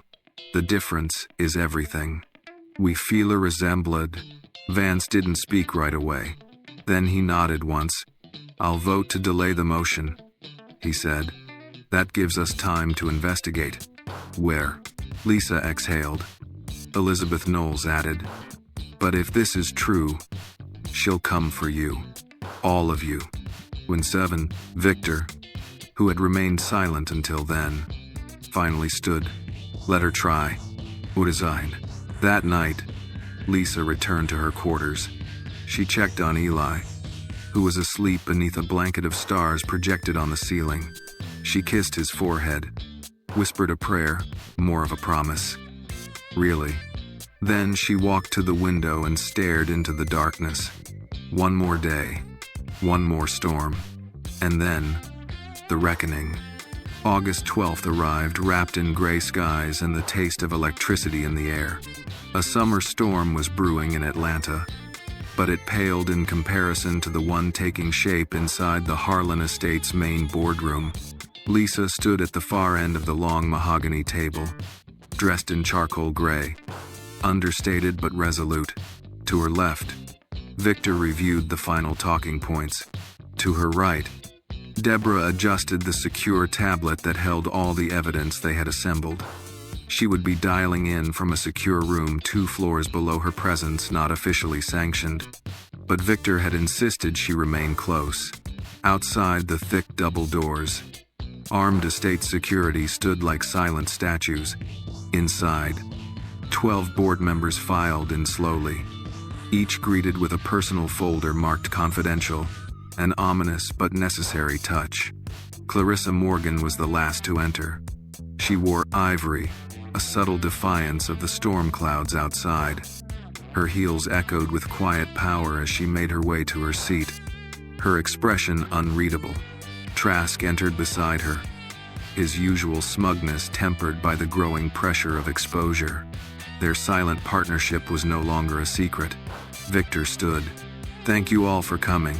Before we begin the scheduled vote, I believe the board deserves full transparency regarding a threat that goes beyond corporate governance."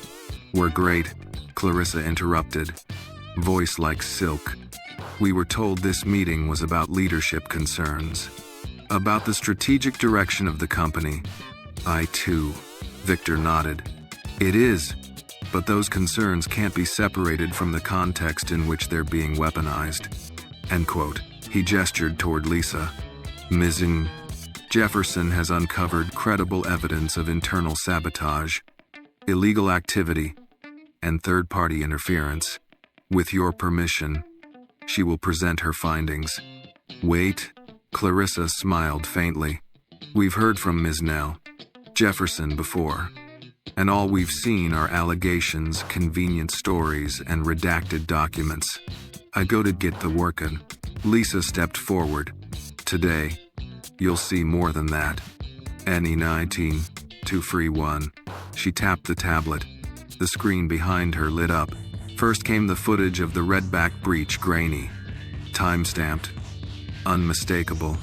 Then came the audio, Manny's voice, shaky but clear, recounting the operation, naming the code Harrowman. Several board members leaned forward. Clarissa remained perfectly still. Lisa continued.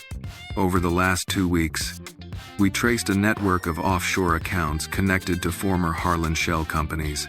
These accounts have been reactivated, repurposed to fund covert operations including the attempted seizure of corporate assets and personal targeting of employees. Trask interrupted. And we're to take the word of a former waitress and a disavowed federal agent? Lisa's voice didn't waver. No. You take the word of your own signatures. She displayed the Zurich documents fee transfers made to sitting board members. Gasps. Murmurs. Reese turned pale. Knowles looked visibly ill. Victor spoke again. This is what's at stake. This is not about my leadership.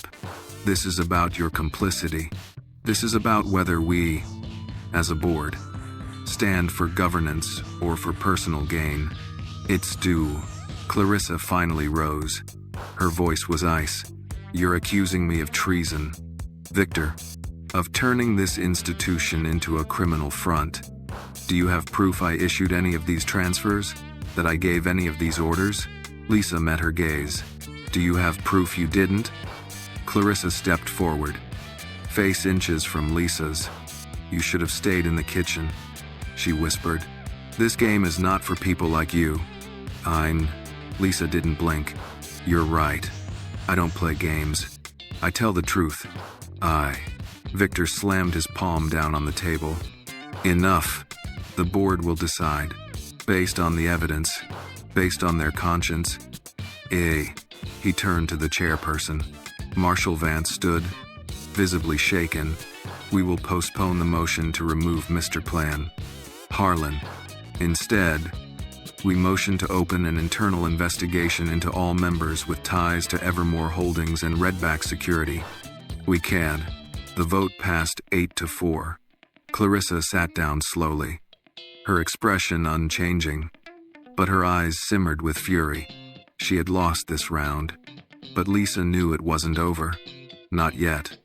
Later that evening, as the storm finally broke outside, Lisa stood in the garden, the rain, light and steady, washing over the marble paths. Victor joined her under the awning. You did it, he said. We survived the ambush. Oh, did? Lisa shook her head. No, we bought time. That's all. Clarissa's not going to accept this. She'll pivot. She's still got Trask. And who knows how deep the Halloran connection goes. E tells. Victor looked up at the sky. Then we use this time wisely. We build the case so strong she can't breathe without perjuring herself. I dine. Lisa nodded. And if she runs? Victor smiled faintly. Then we chase him. Dumb. She turned to him. There's something else. Victor, that name Harrowman, it's not just a code name. Deborah believes it's a moniker used by Halloran himself when operating through proxies. It means he's alive. Or worse, he never left. And did. Victor's face darkened. If Halloran is back, then this isn't just about our company. Why? Lisa nodded slowly. It's about legacy. And everything built on lies. Tenient. A lightning bolt cracked across the horizon, illuminating the entire estate for a second. And in that flash, Lisa saw what was coming. Not just another fight. A war. The rain had stopped by morning, but the storm inside the estate had only grown more unpredictable. A thick unease settled into every hallway. Doors that were once left open were now closed. Conversations died mid-sentence when Lisa entered a room. Loyalty, it seemed, was being tested in silence. Lisa sat on the edge of the leather couch in Victor's study, reviewing the latest forensics report Deborah had sent overnight. The data confirmed what they feared. Several of the estate's encrypted servers had been accessed remotely from an untraceable IP. Files had been downloaded, edited. One had even been deleted Victor's mother's personal archive, a document collection dating back 4 decades. Victor entered quietly. He looked exhausted. They found the archive, Lisa said without turning. He didn't answer at first. Then he poured himself a whiskey. Though it wasn't yet noon, it wasn't just family photos in there, he muttered. My mother kept letters, records, a journal, with Lisa stood. What was in the journal? Victor looked out the window. Details of the company's earliest deals. The gray ones, where we crossed lines and convinced ourselves it was innovation. Halloran was mentioned, again and again. She feared him, even when he was our ally. Oh, Eason. Lisa stepped closer. He's not just an old name. He's an architect. And he's still shaping the foundation. Oh. Victor nodded slowly. And Clarissa? She's following his blueprint, even expanding it. We said. Lisa's phone buzzed. A single text from Deborah. He's real. Got a hit on Harriman. It's Halloran. Confirmed alive. Operating through a private diplomatic channel out of Dubai. We'll explain. Urgent. Lisa inhaled sharply. Deborah just confirmed it. Halloran is alive. And he's not hiding, he's operating from a diplomatic shell. Protected. Out of reach. Du aided Telvinter. Victor clenched his jaw. Then we do what my mother never could. We tear him out of the shadows. DS. That night, Lisa met Deborah in a darkened office in the city, just off Peachtree Street. The windows were blacked out. The air smelled of coffee and stress. He's alive, Deborah confirmed, pushing a file across the table. Officially, he died 6 years ago in a helicopter crash off the coast of Naples. But this, she tapped the document, is a biometric match from an encrypted diplomatic security clearance used 2 weeks ago in Dubai. As Lisa scanned the file. So he faked his death. Resim. Deborah nodded. More than that, he used it to erase liability. Legally. He's a ghost. No name. No warrants. He's behind everything. Clarissa is just the gatekeeper. Or considered. Lisa felt a wave of nausea. We've been playing chess. He's been playing war. It's not a 47. There's more. Deborah said. Halloran isn't just interested in the Harlan Group. He's repurposing it. He's funneling assets through Clarissa to finance his own network, one that operates above governments, security firms, lobbyists, political influence, a full-spectrum shadow regime. Is Bente de Vetter, Lisa whispered. How close is he? Deborah looked grim. Closer than we thought. We tracked a financial burst yesterday, $8 million wired through a shell account connected to Trask. He's preparing something. Something big. Did you get a do? Lisa stood. Then we move now. Before the board gets paralyzed. Before Clarissa buries the last trail. IDN. Deborah paused. There's one shot left. A man named Cyrus Brand. He used to be Halloran's cleanup guy. Went rogue a few years back. Lives off-grid in Arizona. If anyone knows how to break Halloran's protection, it's him. 1. Lisa didn't hesitate. Get me a flight. 2 days later, Lisa stood in front of a rusted trailer in the Mojave Fringe. The sun beating down like judgment. The place looked abandoned, but she saw signs, fresh tire tracks, a smoldering cigarette in a coffee can. Cyrus Brand, she called. No answer. She stepped forward. Then the door creaked open. A tall, wiry man with sun-creased skin and a thick gray beard appeared. He had a scar across his temple and eyes that had seen too much. You brought ghosts to my doorstep, he said. Lisa didn't flinch. I need truth. And you're the only one left who has it. OT. Cyrus studied her, then gestured inside. They sat in silence for a few minutes. He finally spoke. I walked away when I realized what Halloran was building. It wasn't a business. It was an empire without a flag. I did things I can't forget. Covered up deaths. Made people vanish. But I drew the line when I found out he was building it to last beyond him. 2. Lisa leaned in. You know how he protects himself? Cyrus nodded. He runs through diplomatic shells. But the real key? His biological son. Kid's name is Malcolm.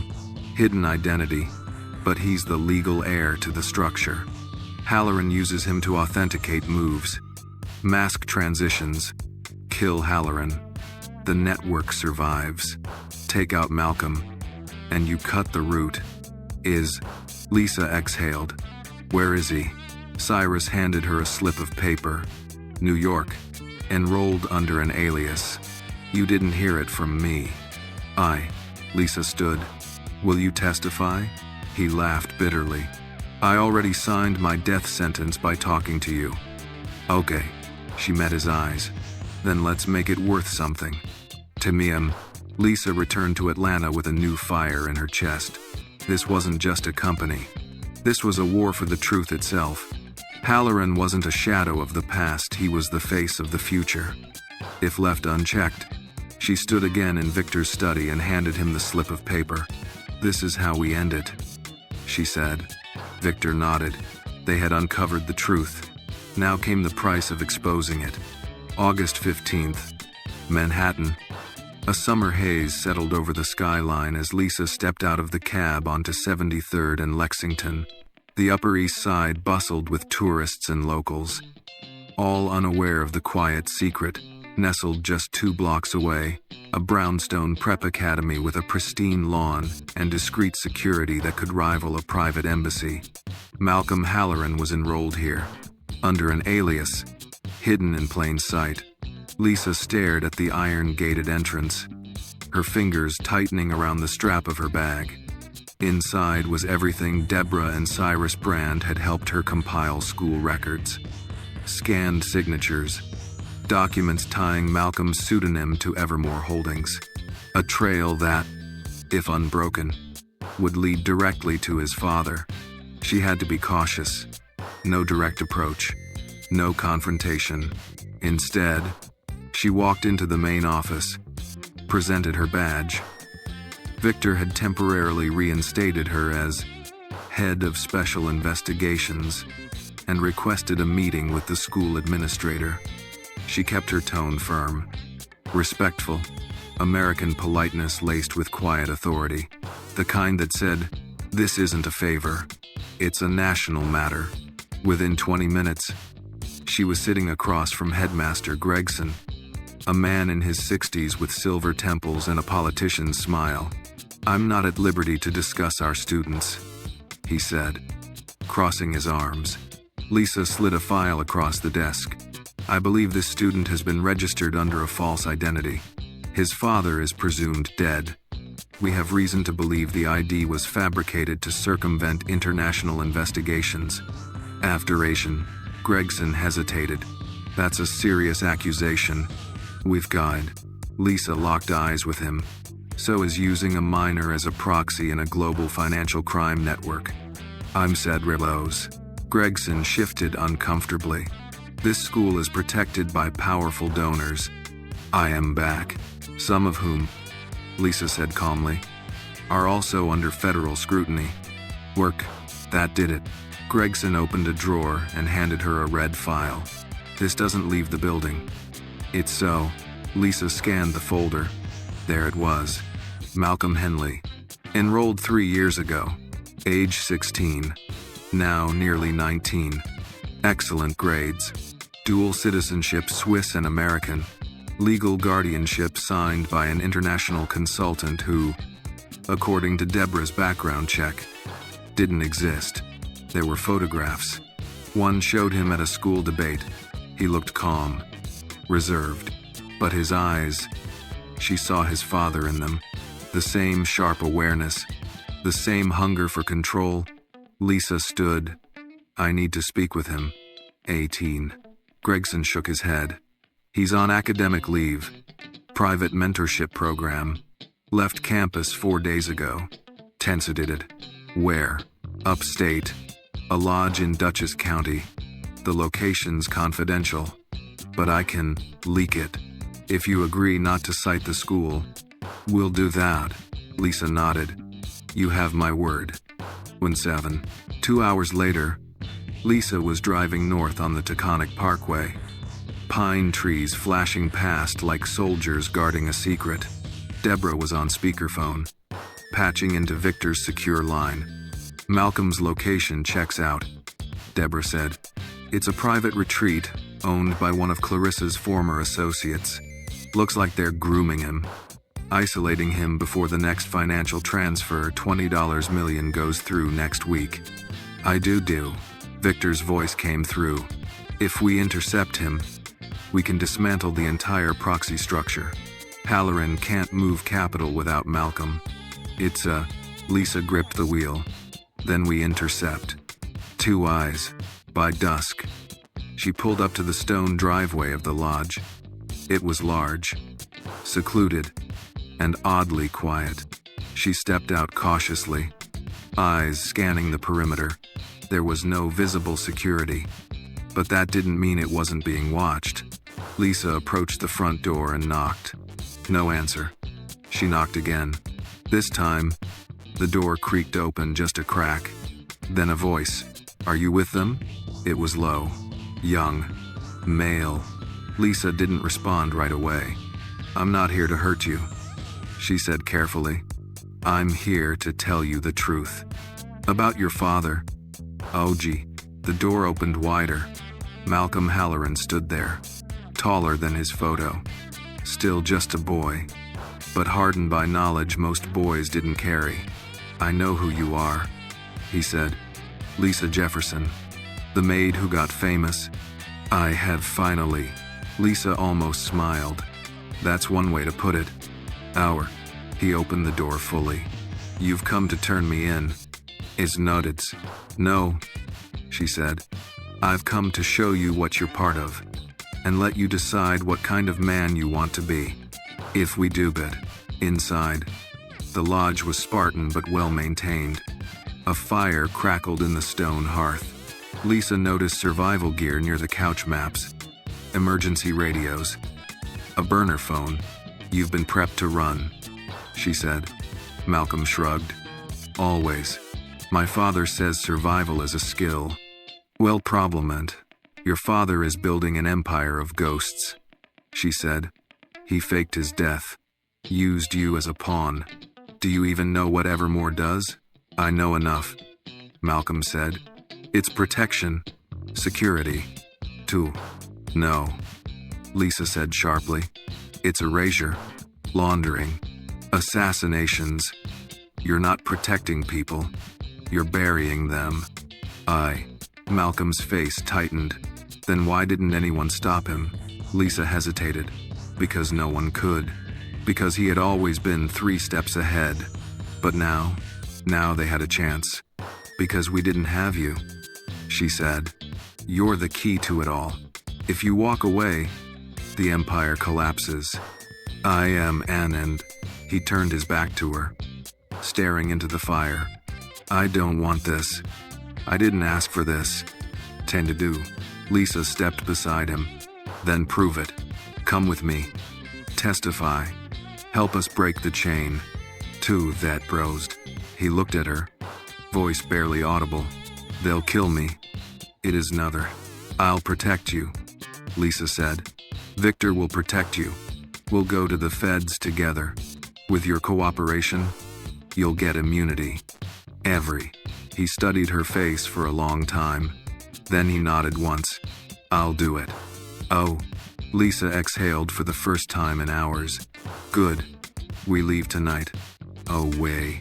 But as they stepped outside, Lisa's phone buzzed again. A message from Deborah. "Lisa. Abort. Clarissa knows. Trask leaked the plan. Redback is en route. They'll be there in 20 minutes.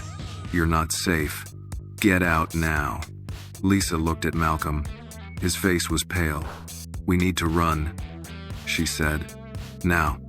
Raddest. The woods around the lodge had grown darker, quieter, but something was out there, waiting. Lisa grabbed Malcolm's wrist and pulled him toward the car. Her steps quick, deliberate. The night air was thick with humidity, the scent of pine and distant ozone hanging in the air like a warning. The lodge stood silent behind them, but Lisa's instinct screamed danger was already closing in.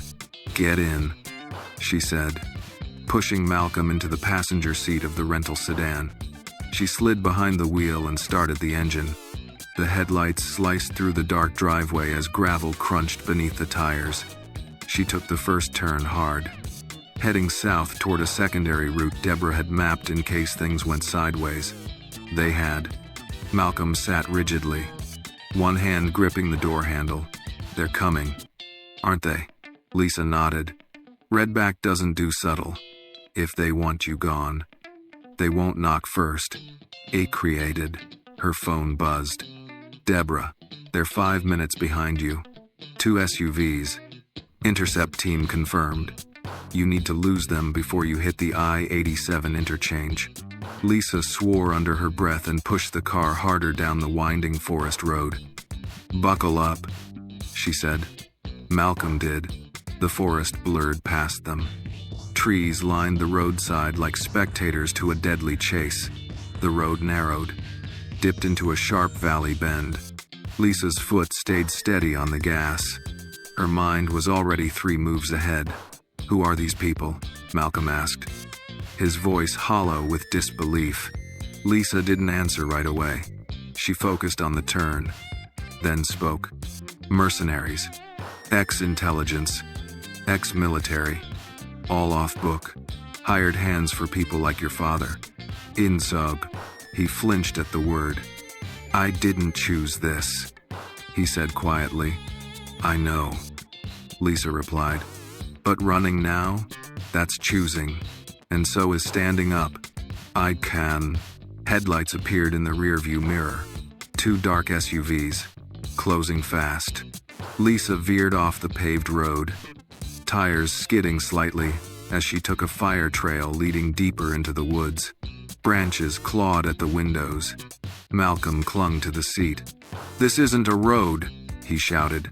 "It's close enough." Oat. The trail twisted sharply, but Lisa stayed on it. She remembered Deborah's voice. "If it comes to it. The Firebreak Road north of Millerton is your best bet unpaved. Narrow, but it leads straight to the train line. Train line. If she could get Malcolm to the crossing in time, there might be a freight train a chance to disappear." The SUVs followed, lights slicing through the trees behind them. Gunfire cracked. A bullet shattered the rear windshield. Lisa ducked instinctively but didn't slow down. "Glove box," she barked. Malcolm opened it inside. A small pistol and a flare gun. He held them both uncertainly. Lisa jerked the wheel, taking another sharp turn that nearly sent them airborne over a ridge. "Do you know how to shoot?" He hesitated. "No. Then give it to me." To his not aggression, she took the pistol and passed him the flare gun. "Load it. If we crash, fire it up. Someone might see it." Oh. They reached the edge of the woods, train tracks gleaming faintly under the moonlight. Just ahead, Lisa spotted a crossing gate. No train yet, but in the distance headlights, a freight hauler. Approaching slow. "This is it," she whispered. "We ditch the car. Get on that train." She floored it. The car burst from the woods, crossed the tracks just seconds before the gate dropped.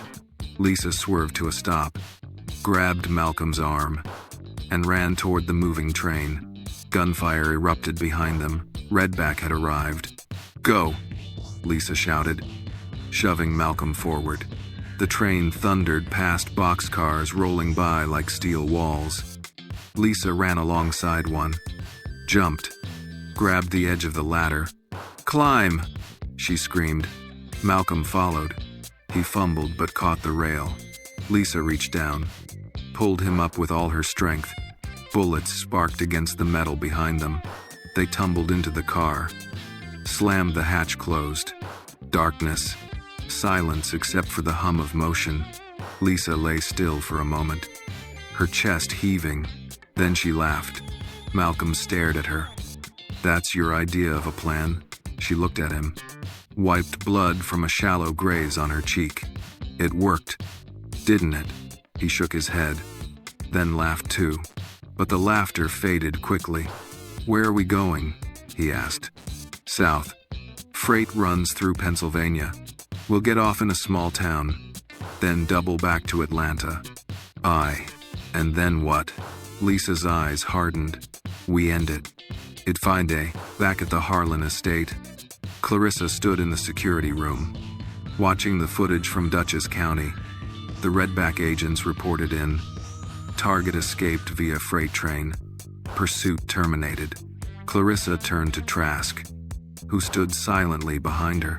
They're going to use the boy, she said coldly. He'll testify. Asked.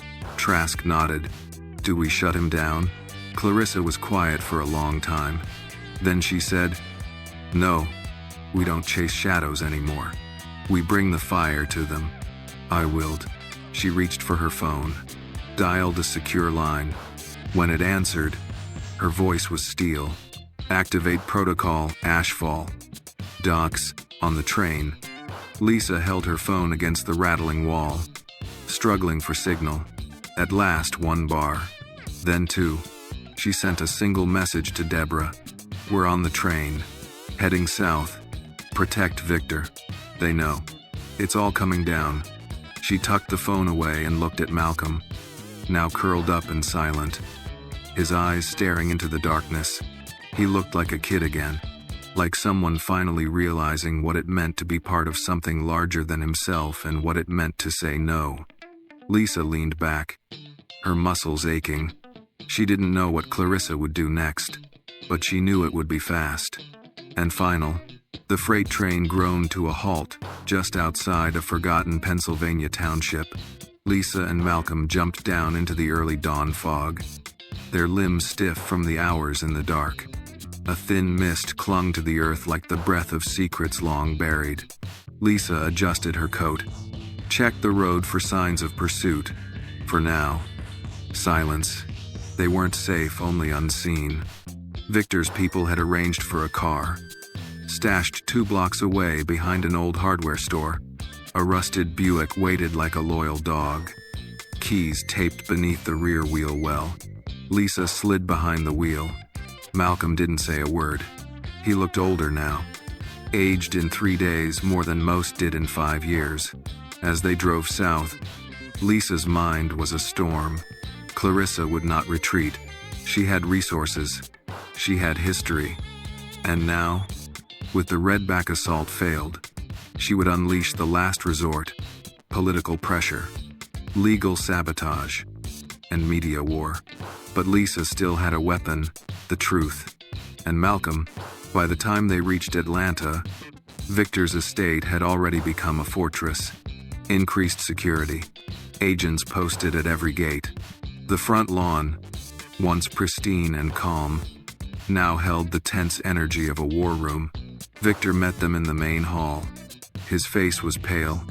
He held out a phone immediately. It's Deborah. You need to hear this. Average. Lisa pressed the phone to her ear. Deborah's voice was tight. We traced the Ashfall protocol. It's a contingency Clarissa stored on a secure legal chain. A full document dump scheduled to leak to international press outlets, claiming that Victor and Lisa were laundering funds through Malcolm, painting him as Halloran's heir apparent. The goal? Discredit the boy and tie you both to him.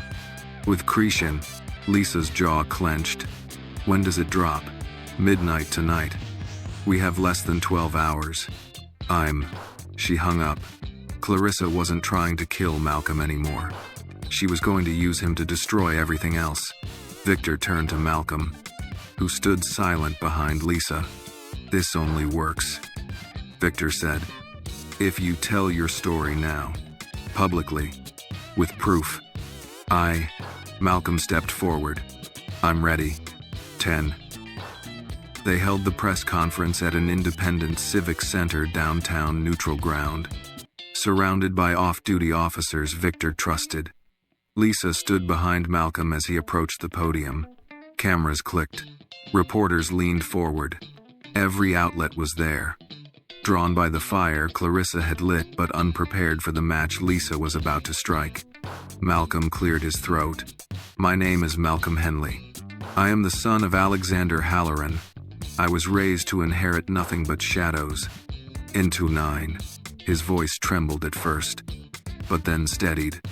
I was placed in hiding, used as a financial proxy, and trained to execute global transfers under false names. But I'm here to say, I want no part in my father's legacy. I reject it, and I'm providing documentation today that proves everything from his survival to the corporate shell networks he built. Lisa handed over the documents to the press originals, scanned bank logs, names of board members, confidential memos. The crowd erupted in shouts and flashes. Malcolm stepped back. Lisa took the podium. Clarissa Morgan activated a protocol to destroy this boy's life and mine, to keep control over an empire of silence. Today, we say no more. It's du Drangsting Gred. Victor joined her, standing beside them. The Harlan Group will cooperate with federal investigators. He said, our house will no longer be a haven for secrets. Said. That night, the internet exploded. Clarissa's leak went live at 11:57 p.m., but Lisa's press conference had aired hours earlier. The world already knew the truth. Clarissa's plan had failed. 3 days later, federal agents arrived at Clarissa's penthouse. Trask had already fled. Rumors said he was hiding in Dubai under another name. Clarissa didn't fight. She greeted them with a glass of wine in hand and a bitter smile. You won't win, she told them. One of the agents replied, we already did. Duayan. A week passed. Lisa sat in the garden with Malcolm. He was quieter now, more centered. Eli ran across the lawn nearby, laughing.